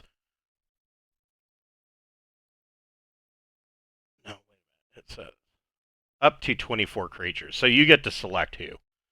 So yeah, Right, you don't have to worry about accidentally hasting her. Right. Not all of the spells are like that. So yeah. Here's an interesting one. So I was reading through Castles and Crusades. I think it's Mass Heal for a cleric, or I think clerics are the only ones that get it. I don't think druids get Mass Heal, but it's basically like that. But it specifically states in the spell that everybody in the diameter, friend and foe, gets hit points back. Everybody. It's like, let's start the fight over. No, it's not. Right. Okay. So you haste everybody. Mavis, what are you going to do with your double move and dual attacks?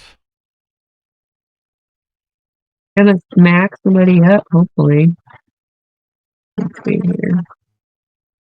Oh, that was the other thing about haste, is that that is not a part of the BX version, but in Castles and Crusades and First Edition, everybody who gets hasted automatically ages 1 year, and they have to make a saving throw or permanently lose 1 point of Constitution. Crazy. That's a horrible side effect to a spell. Yes. Well, we were always joking about how it methods you up. So. Yeah. We sure did. So, okay, so 21 hits, and the Huapaguay takes 9 points. Finally. There was spells like that where there's I do not hit the second time. Yeah, Okay. the 11 misses, but you smacked her once. That's pretty good. Are you going to stay where you're at? I mean, I'll step back against this table so other people can get in and Okay. beat her up too. Make your profile smaller. All right. The Huapaguay, she... Look, I created her. What else can she do?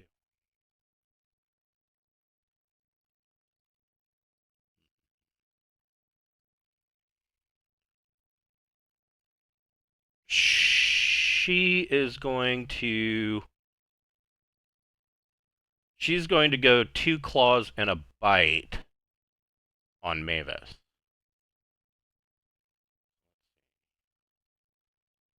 She has a +8.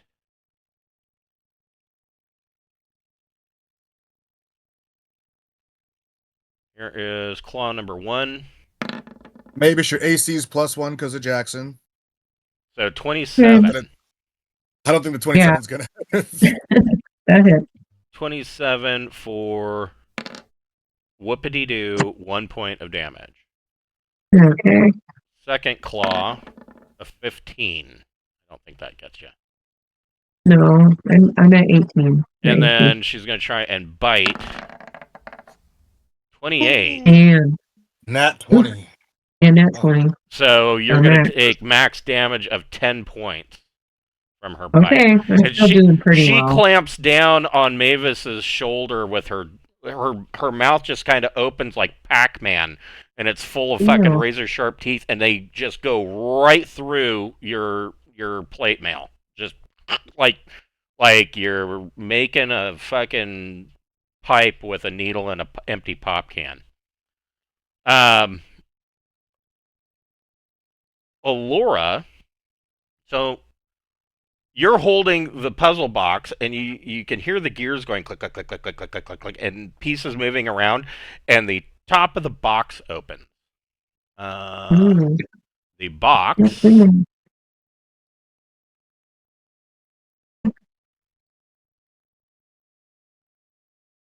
The box. Oh, here it is.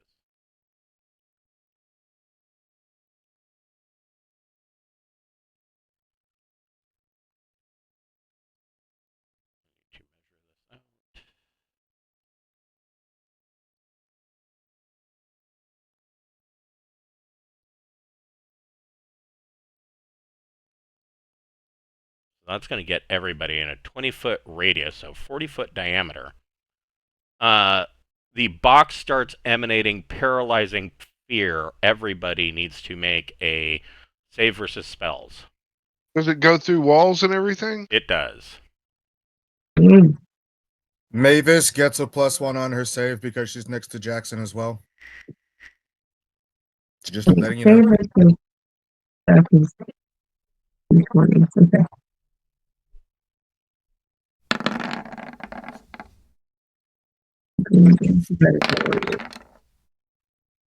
Well, somebody aced it with a 20. It was peppermint. Peppermint's not Borbin scared. and both Borbin and Malachi made their save. War and Mavis did not. They're scared. Okay, so, and then, let's see. Brian, did all of your guys make it? Gentry made it. Jackson made it. Wow, Jackson almost didn't make it though, but he did.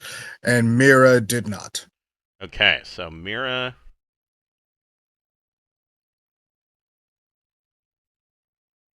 is paralyzed. Mavis, you didn't make it. Mavis is paralyzed. And Alora didn't make it? Yes, he's paralyzed too. Okay. So, I mean, Mira too, but Mavis and Alora, you hear blood-curdling screams like people being tortured in the abyss by demons, and you are paralyzed for fear. All three of you are paralyzed for fear for 1 round, and that could have gone a lot worse. So you guys are paralyzed.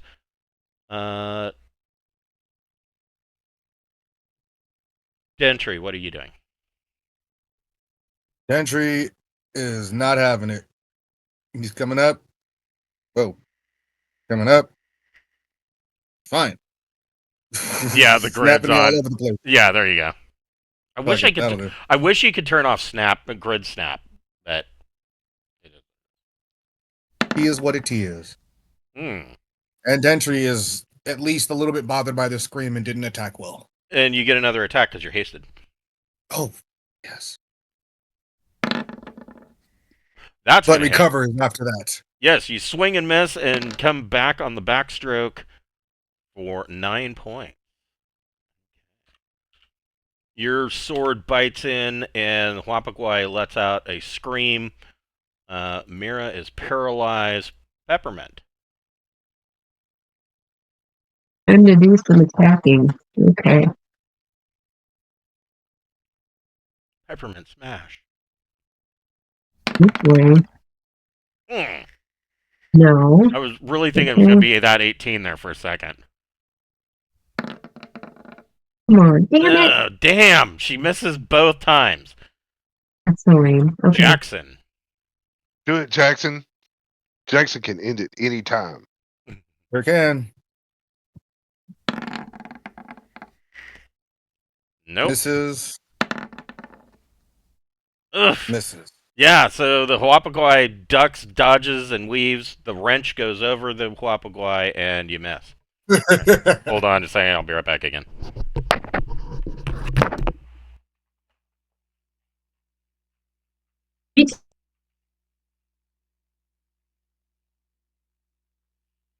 If you can dodge a Vorpal, you can dodge a ball.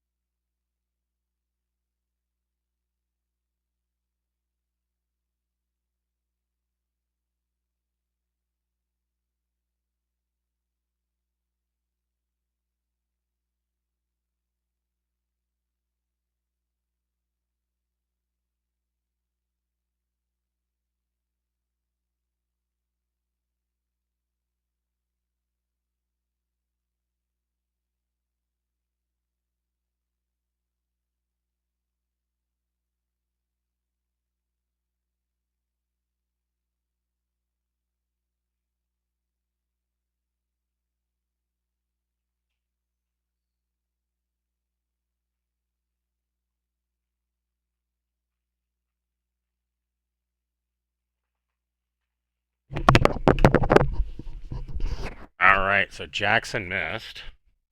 Okay. Give Cameron a moment to come back.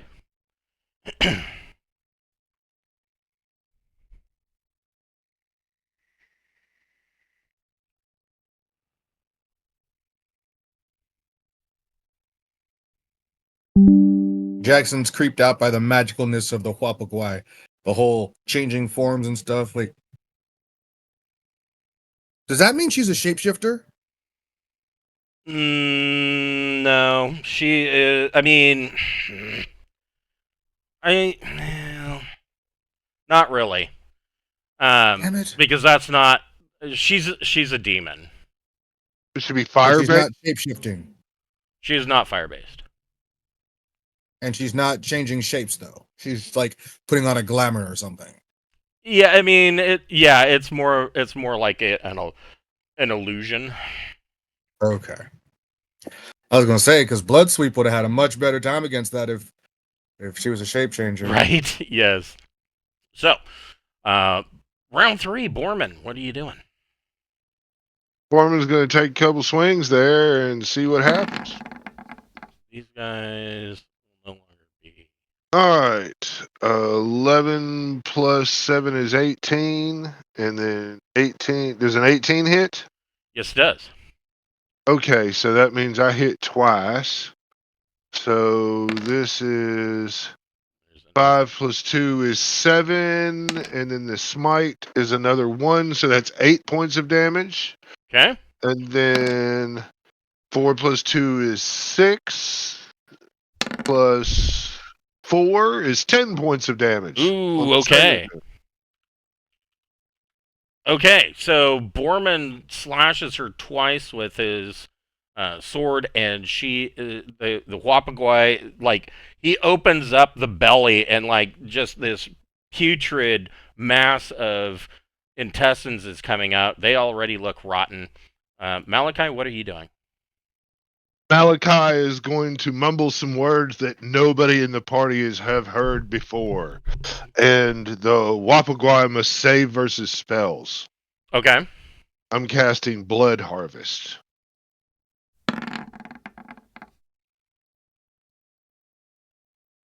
Probably a miss. Fails. Hell yes. So I cost the blood inside the Wapaguay begins to animate and vacate its body through the eyes, nose, and around the fingernails, Yes. flowing to the necromancer. And me and the allies around us are going to take half this damage that I do in healing. I'm going to do 4D.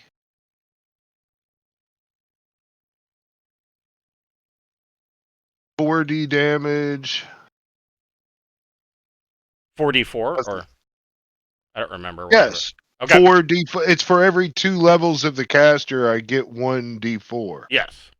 And so I get 4 of them. And so he'll take 5 points of damage, and everybody within 10 feet of him will be healed for 2. Yep. Everybody gets 2 hit points back.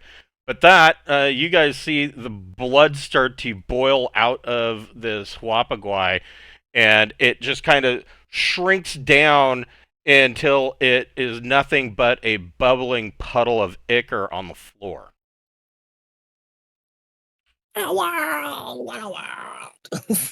Let's see. And the healing that Mavis received felt unclean and tainted. It's like, take it back. I think she was the only one hurt, right? I think so. I think you're right. Yeah. Could have rolled a lot better. There's a lot of fucking ones. Yeah. Mhm. I'm so happy. Okay. You Have to get out have of there. slain the Huapaguay, and you have the puzzle box. Malachi, you can make a intelligence ability check. You want to roll under your intelligence. I did not. You did not. And No. Alora can do that too. Malachi's walking around gloating because he's like, "Oh, I pulled that fucking spell off and it fucking killed him."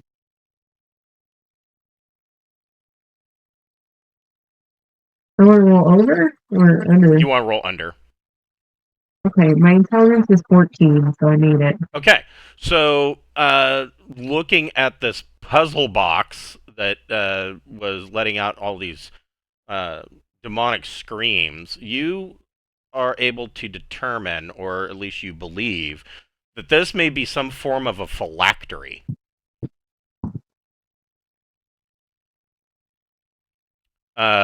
Usually, so if the Huapagui is not attached to somebody, so it was attached via the charm and possession because she had charmed and possessed Lord Nayaris. But otherwise, it would usually be residing in the phylactery until the puzzle box is opened, which would allow her to come out into the world and then charm and possess an individual and walk around the world. But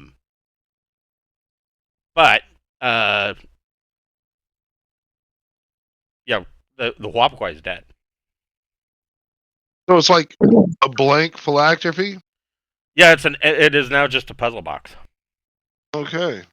Lord Nayaris had a +1 rapier. It's just a sword, +1 sword. Okay. And was wearing an amulet of protection against scrying. Does anyone want the amulet of protection against scrying? I think Alora already has one. I don't know if we need more. I'll put it in the bag. And in his vest pocket was a potion of invisibility. That's handy. Is anybody in the party that can't go invisible right now that we maybe? Mavis can't. Yeah, I think that's That's perfect then, because now pretty much everybody but Mira can be invisible. Oh, Malachi can cast invisibility. I've always got a couple Malachi of those. has awesome spell slots, so maybe it'd be worth it to have that save for something else instead of blowing a spell slot on one person.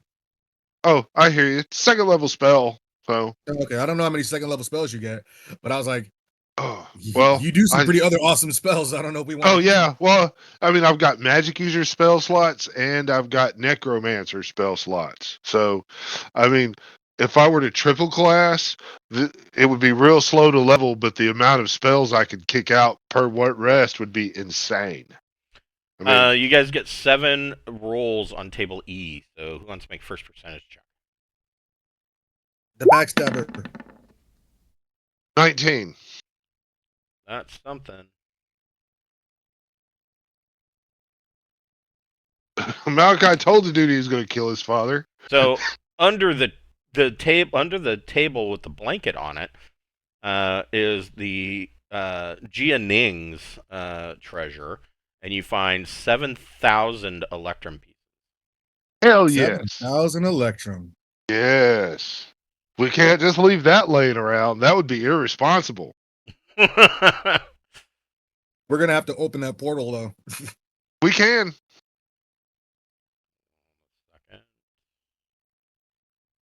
I've got a lot of room in Borman's bag of holding too. I mean, so what's the max weight on the bag of holding again? Just so I can put that as a 10,000. Oh yeah, we got to open up then. Okay.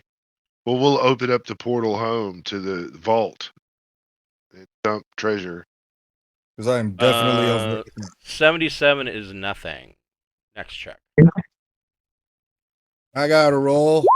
Yeah. Not good one. 53 is nothing.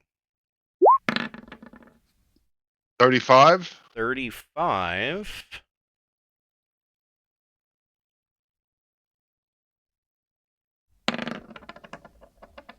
is 3,000 gold pieces. Hell yeah. 3,000 gold. I think you said 7 total, so you both got to do it again. Yep, we got 2 more. Oh, hell yeah. Cameron, you want to go first? Hell yeah. Yeah. Yo, Woo! It got a is 4 anyways. Wow. It is Okay. 4. Hell He yeah. hold it, he's playing it was like it was meant to be. Well, it's funny that this is the one.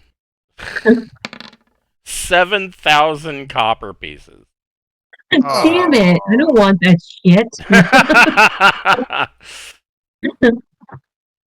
So, I think we just make a whole bunch of like socks with copper coins in them and just use them as like Hey, I can be making bolasses for days out of copper coins. It's this gonna make Yeah, improvise.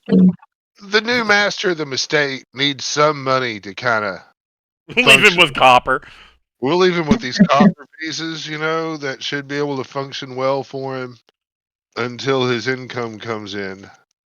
Wait, you want us to leave the copper behind? It's not even. I mean, well, no, we're using the portal anyway. I mean, it's like 70 gold worth. Yeah, we can build stuff out of it at home. I mean, if we're gonna dump it all into the vault, I'm gonna make copper plate armor. Who wants the last roll? I mean, we could make a bunch of copper stuff for our guards. yeah, Brian's got the last roll. that's right. Yeah, shit.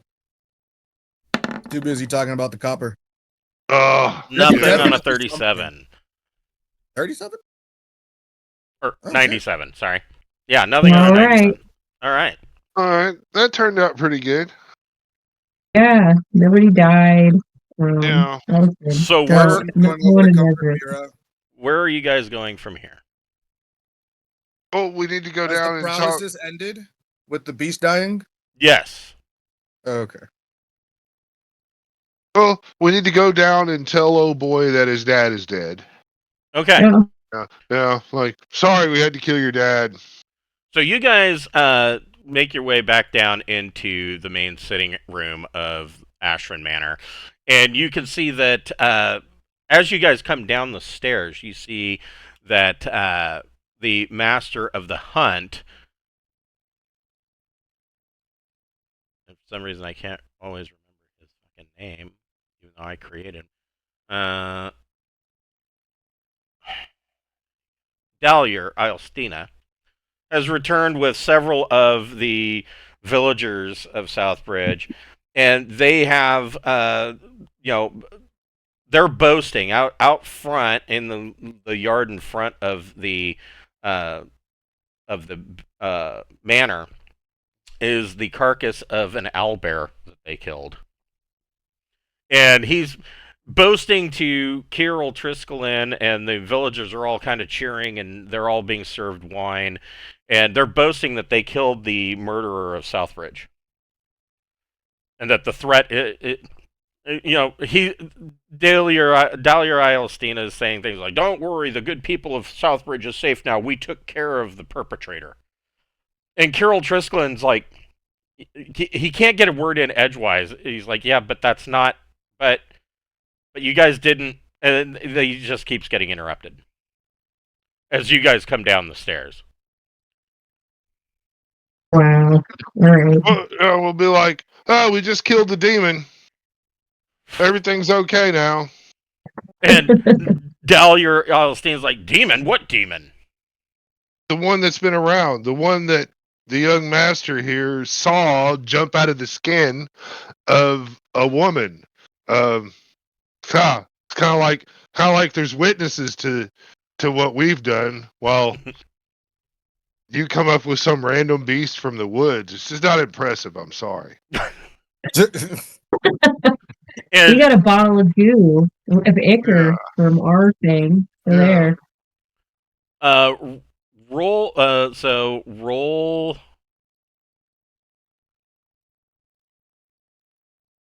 2d plus your charisma modifier.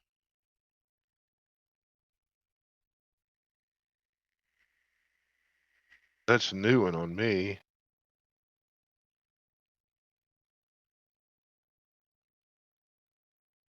Oh. No modifier at all. Oh, but those are D4s. Yeah, you want 2d6. Yeah, I get a that's not 7. terrible. So you kind of see Dalier Alstina's face kind of just drop, and he goes, "Oh, well, Well, I'm sure that I'm sure that the Council of Elders will be pleased to know that the situation in Southbridge uh, has been taken care of, and we all owe these brave adventurers a hearty thanks for everything that they've done for the community. And one of the one of the villagers that was on the hunt, they seemed kind of downtrodden that they weren't the big heroes that they were led to believe that they are. They He kind of says, so I imagine that you didn't come all this way just to stay in Southbridge, but just across the bridge, he says, I know that you're new to the city of Derzwadalek, and so there is an area set up for, pretty much caters to foreigners. And he tells you that it is one of the more popular inns in the area, and it is called the Rawlham Tavern and Inn. And he says that you'll probably be most comfortable there. I was kind of hoping killing the demon that was plaguing out around here and everything would kind of get us an ear with the council. Oh, that's so Dahlia Isle-Steve says, I will definitely put in that you want to have a meeting with the Council of Elders. What matter do you wish to speak with them with? I want to talk about what a great job you did in helping us get this demon, and without your efforts and those of your companions, we would not have been able to be the hero that we are. And I'll wink and I'll go, surely that would make you look good in front of your peers, should I say?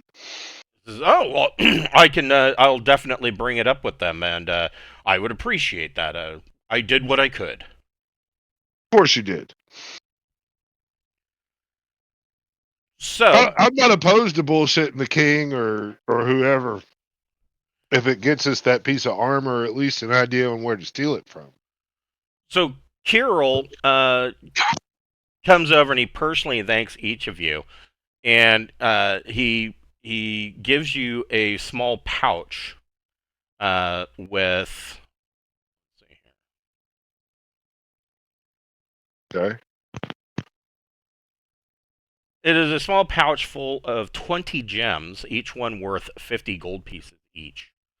And he says, he says, I know it's not much, but I wish to give you this as a way of thanking you for all the help that you've done. Perhaps now the Ashryn household can finally put this to rest.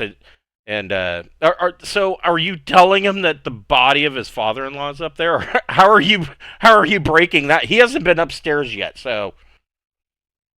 We had to kill your father-in-law because he was possessed by the demon. We're afraid that he was going to use his skin, going to control everything.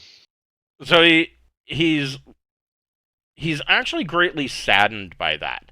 He says, I hope that I can do as well as my father-in-law did. I suppose that it falls to me to take over all the lands and continue things on in his name. Yeah. Seem to believe that they had used a magic box to open a portal where they dumped all kinds of riches and treasures. It got donated to a cause. Or pockets. So he gives you this pouch with that's worth 1,000 gold pieces, worth of 50 gold piece gems. So there's that, and so he tells you, he says, I would also like to send word ahead and cover your rooms for the night at the Rawlham. For as long as you're here, I will pay for the expenses of your stay at the Rawlham Inn and Tavern. All food, drink, and rooms is on me. We will definitely let you do that. And he has one of the servants. He writes something out and gives them gives them this note and a sack of coins and tells them to run ahead and they take off. And he says, you'll be well taken care of at the Rawlham. I know the owners. They're very good people. Sounds great. Where are you guys headed? I guess we're going to the Rollum, Okay. right?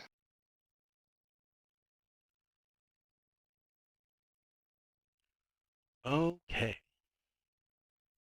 We solved we solved one of the regional mysteries, you know? Yes. Yeah.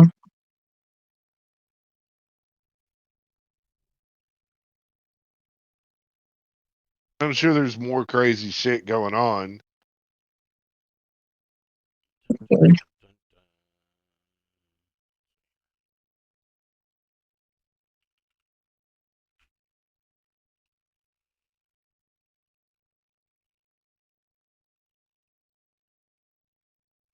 So the Rollum, just across the bridge and to the southeast, this is the what is known as the Duin Ord, or it's sometimes referred to by those that live outside the city as the Riverwalk, because of its shore. It goes along the shores of the Indian River.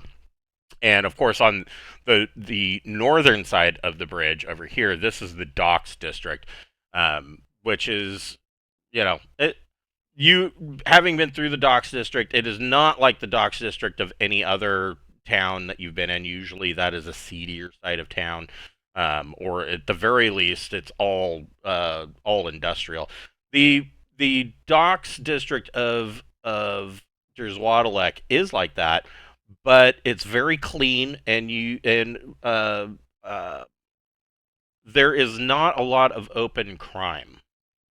I would say that Borman would specifically would have noted, the lack of harlots, the lack of pickpockets. There just doesn't seem to be, at least in the open, there's not as much crime as you would be used to, and there are frequent patrols in the Docks District, but the Dewan Ward is more kind of geared towards the foreigners. It doesn't necessarily.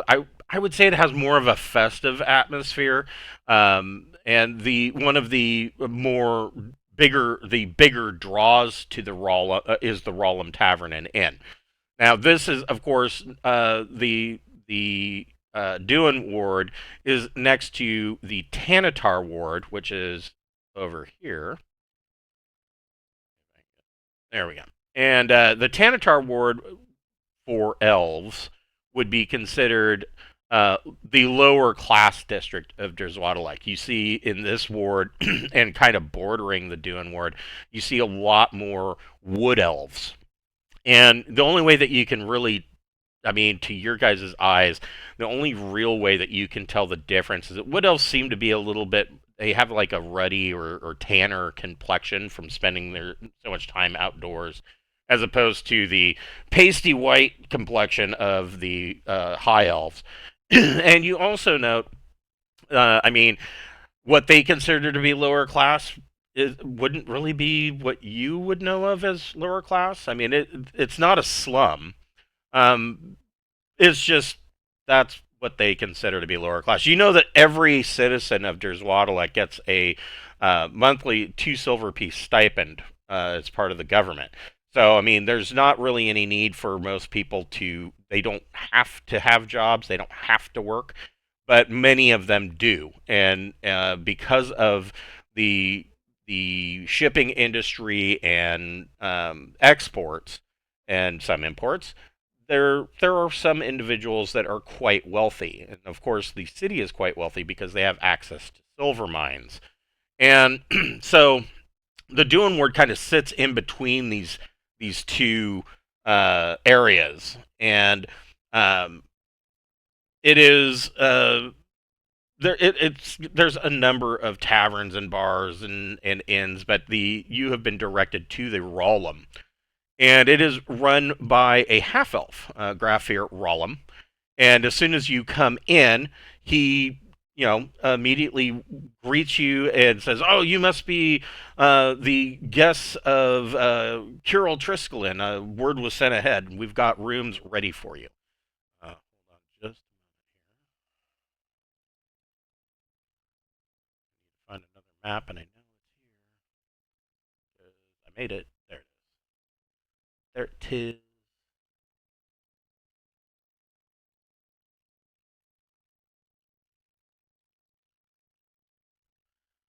So the Rollum is actually quite big. And quite fancy. Well, maybe not fancy, but really it's laid out like a McMenamin's. Oh, you guys may not know what a McMenamin's is. But anyway.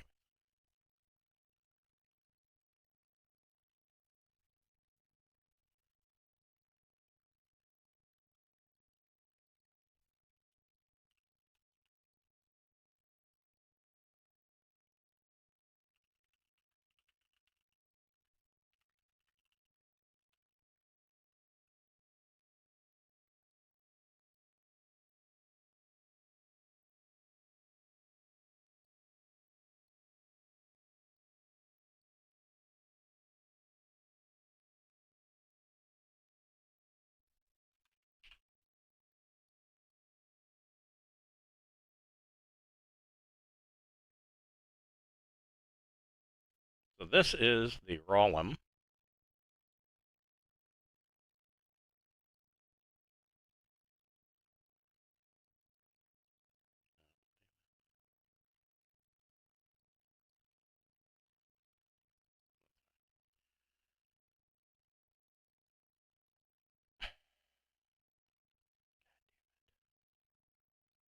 Oh my god.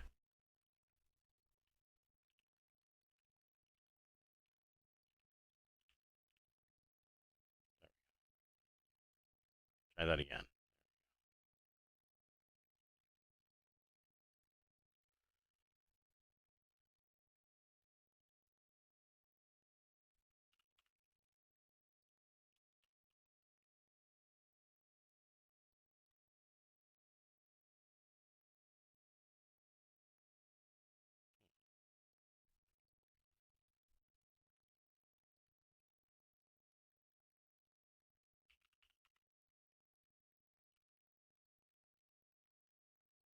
There it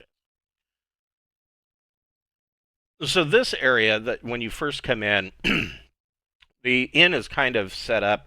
It's kind of segregated, and so on the western side is where all of the rooms are on the first and second floor.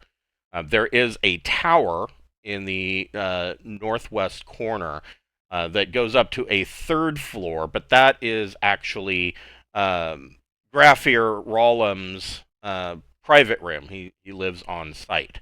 But this area the main doors that you come in, there's of course the bar and then the tap room and a kitchen, and then there is a staircase that goes up to the second floor, and there is an open balcony or a balcony around the top that kind of overlooks the downstairs tap room. And a lot of the guests that want to kind of have a more private experience, they go upstairs to eat. There are also on the second floor here, there are two private dining areas with curtains that close to give you, for private clandestine deals or if you just want to be left alone. But as you come in, there is the bar is full. There is just a cacophony of noise of people talking and people laughing, and you can smell roasting food coming from the kitchen. And at the bar is a half-elf innkeeper named Iantrin. And Iantrin welcomes you as you come in, and you see Grafir standing there. And Grafir says, "You just get them whatever they need." And Grafir kind of goes off this direction. And you can see that that there is a half-elf barmaid that's moving her way around these tables in here. And it just seems to be a very busy place. As Nothing you wrong are with busy. Sorry, go ahead. I said nothing wrong with being busy. Yeah, it is a busy place. This table in particular seems to be quite active, and you see that This table has a group of high elves sitting at it, and they are sitting there. And as you guys come walking in, the high elf sitting at the head of the table, at the northern head of the table, he kind of leans over and he whispers something to the high elf next to him, and both of them point to you at your party as you come in, and they both just start laughing and laughing and laughing. Let's read his mind. Gentry is not having it. You're gonna read his mind. Yes. The thought that comes in, you hear in a mix of Elvish and English, or Elvish, Elvish and Malachi speaks Elvish. So he says, "Thur at hin idiots. I looks like their nineth was an orch with a penis." In hand only, it says, "Look at these idiots. That one looks like their mother was an orc with a penis." Ooh, those are fighting thoughts. I'll be like, you simple-minded people are so easy to read. Always thinking about the next man's penis. Are you gonna say that to him or loud enough for them to hear? Okay. Yeah. Yeah, I'll be like, just, you The rest of us are like, all what? over your face, and I'll be like, they're cracking a joke. This is what they said, and I'll say it out, Wow. So the elf at the head of the table, the barmaid, who is named, it doesn't matter what. She says, I apologize. That's Hammond Oliferin. They frequently come in and get quite drunk. Just ignore him. And Hammond stands up from the table and he's slurring his words in a heavy elven accent. And he raises his hand and goes, "Shh, shh, wait." And then he turns to his entourage of elves that are sitting at the table. He says, "Dinen!" And pretty much the entire bar kind of goes quiet and everybody's looking at him. And he says, and he kind of does a clumsy, drunken bow. He says, "Please excuse my terrible behavior and that of my friends. We're drunk, you see." And he says, "Allow me to make it up to you. You are new to the city, yes? Please accept my invitation to the Oliferin Midsummer Ball on the morrow evening." He adds, kind of chuckling, he says, and he looks you over and he says, "I'm sure that you have suitable attire to attend a ball, right?" No. If you are new to Derswadalek, At our castle, we sure do. At our castle, he says, But yeah, like perhaps you could recommend a suitable tailor where we could go get outfitted for this ball. He says, "Oh, no, we've traveled far. There's no need for that." He says, "This ball is the event of the year. You simply must attend. Accept my sincere and heartfelt apologies. And if you come, I will go ahead and we will have clothing for you. My servants can get you all set up. I look forward to seeing you on the morrow." And he kind of flops back down into his bar chair. Hell yes. Wow, I hope he remembers this. We're going to the ball, and he invited the fucking wolf in. And so, make sure though that we like open the mirror and get bomb ass close, and when we show up way more than he's expecting us to. The barmaid, she says, that went so much better than I expected. She says, let me sit you at some tables upstairs. I'm where you can have a little bit more privacy and perhaps be away from that kind of behavior." And she kind of leads you up these stairs up to the second floor, and kind of not have you falling into falling off the ledge. And she sets you in these tables. You note that there's a couple of what look to be, I mean, you can tell by the way they're dressed, look like ship's captains and probably their quartermaster or first officer. There's a couple of them sitting over in this area, kind of quietly having a drink. And you could just tell that probably the several of their lower ranked crew is downstairs, which leads to that loud cacophony and laughter down below. But this table, the curtains kind of push aside, and you see that there is a elven male who is dressed quite foppishly, and there's a woman, a female elf. Both appear to be high elf. Or well, she is a high elf. He is a half elf, and um, um, they were having a conversation, and you see that the curtain kind of opens, and the woman sticks her head out and notices you guys, and she says, "Oh, you appear to be new to the city." And she says, "Do you enjoy the theater?" Mavis does. She says, Some "Oh, of the, well, you are in for a treat of the senses. I tell you, for the low cost of only two silver pieces, you'll get the chance to be present at the opening matinee of what may be the finest production that the Venali Theater Company has ever put on." And the half elf male, he says, that is true. I imagine that Miserio Politiques will be syndicated by every theater company in the land. It may go as far as Arabashia." And the woman, she introduces herself as Shalena. Um, and what is her last name? Kind of important. Shalena Pirkon, and she says, I would say it really is quite well done. I've attended many of their rehearsals, and I'm really quite impressed. For the price, you simply will not find better entertainment in Drizwatalek. And it is said that the Primarch himself will be attending the play. It will be the social event of the year. Is it tomorrow? Because I have something to do tomorrow. So it is a matinee earlier in the day. She says, Oh, cool. I myself will be attending the Olafarin Midsummer Ball, so it is scheduled to not interfere or conflict with the ball. Well, Mavis is gonna go, and she's gonna pester everybody else to go too. So And I mean, Referred the we half elf. Go ahead. we've been traveling and hard at it, for quite a bit. I mean, wouldn't be opposed to just schedule a whole week here in the town. yeah, let's do it.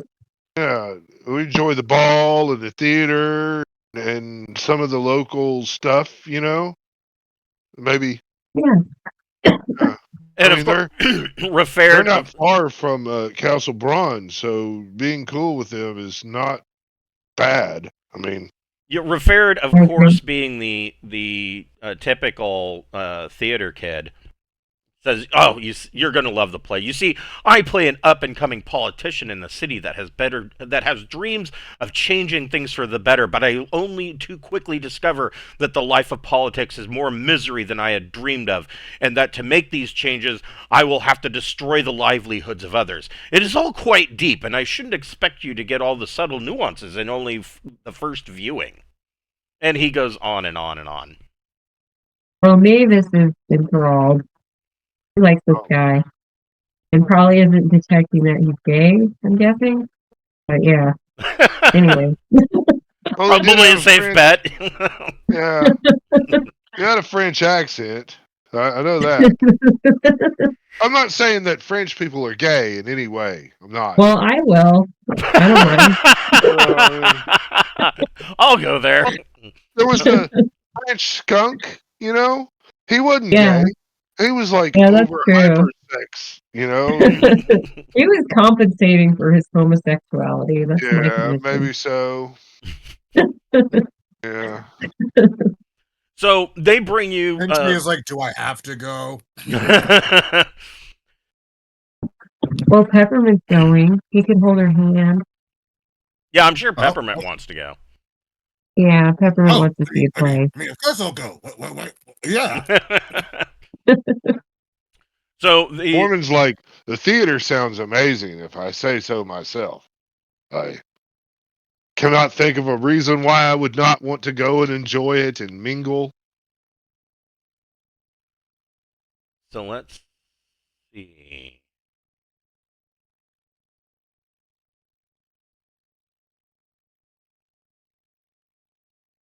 But I mean, this evening we want to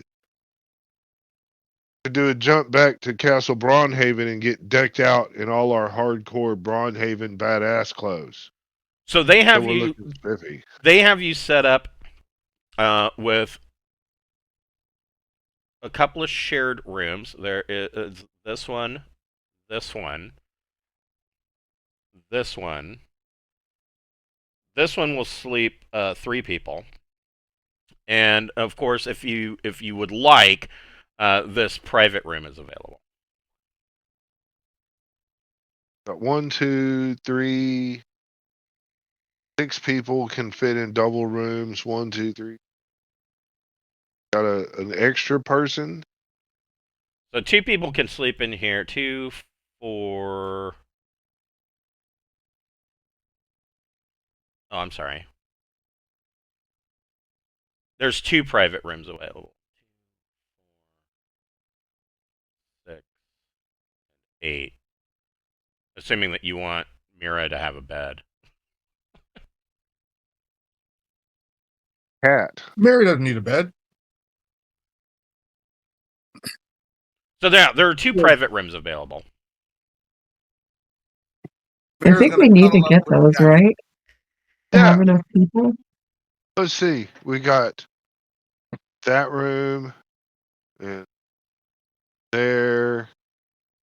Then we got these rooms up here, right? Yep. Yeah. 3 people can stay in this room. Yeah. Is Alora Okay. and Yeah. Malachi taking a private room each, or are they taking 1 private room? Yeah, I thought we'd do that. Okay. Yeah. And then I've been Dentry and going out a Peppermint can while. take the other one. Yeah. And that'll leave room for Jackson in the bedroom. Yeah. Or third bed if he wants to hang out with us. So as you are heading up... Entries with Peppermint, right? Yes. Yeah. There we And go. so the room that Dentry and Peppermint are in, there is a set of double doors that leads out to a balcony that overlooks the entrance outside. And then there's a door that leads into the second floor of the bar. And but these doors here that lead out to the balcony are locking. So you're given keys so that you can lock your room. Everybody, every character can make, well, with the exception of Mira, because I don't think Mira gives a shit. Make a wisdom ability check. You want to roll under your.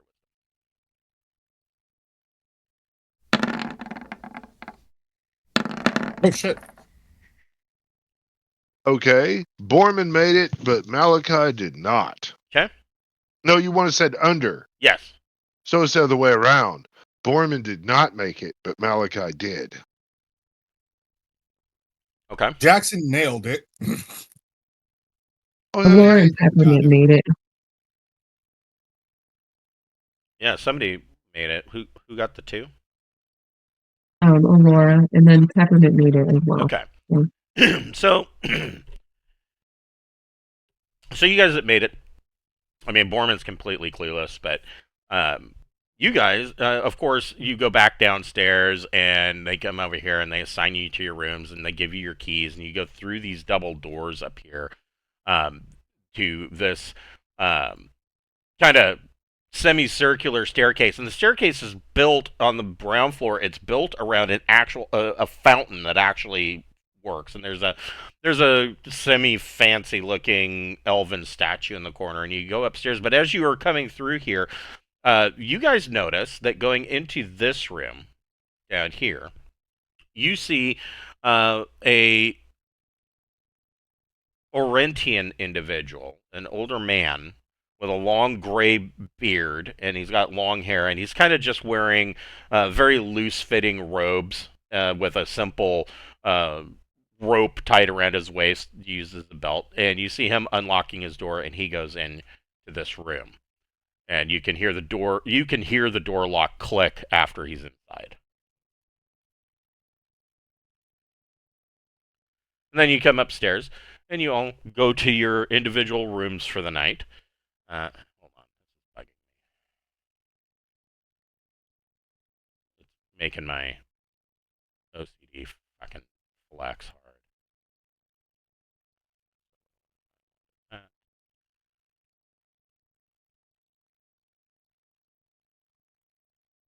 There.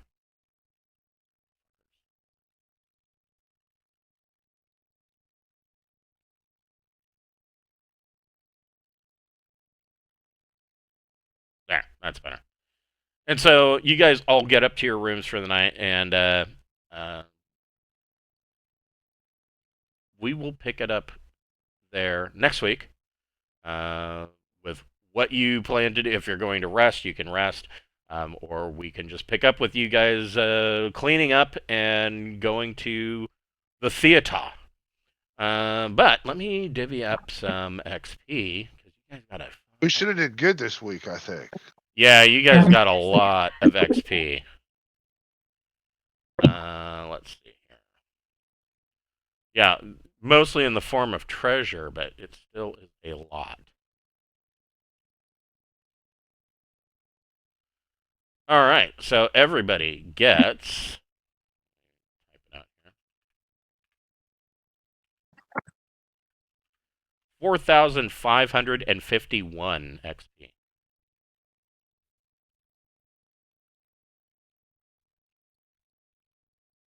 Cool. I don't know if anybody leveled with that. That was a good chunk of XP. I think Peppermint did, but I'm gonna figure it out before the game. Okay. Next week. No problem.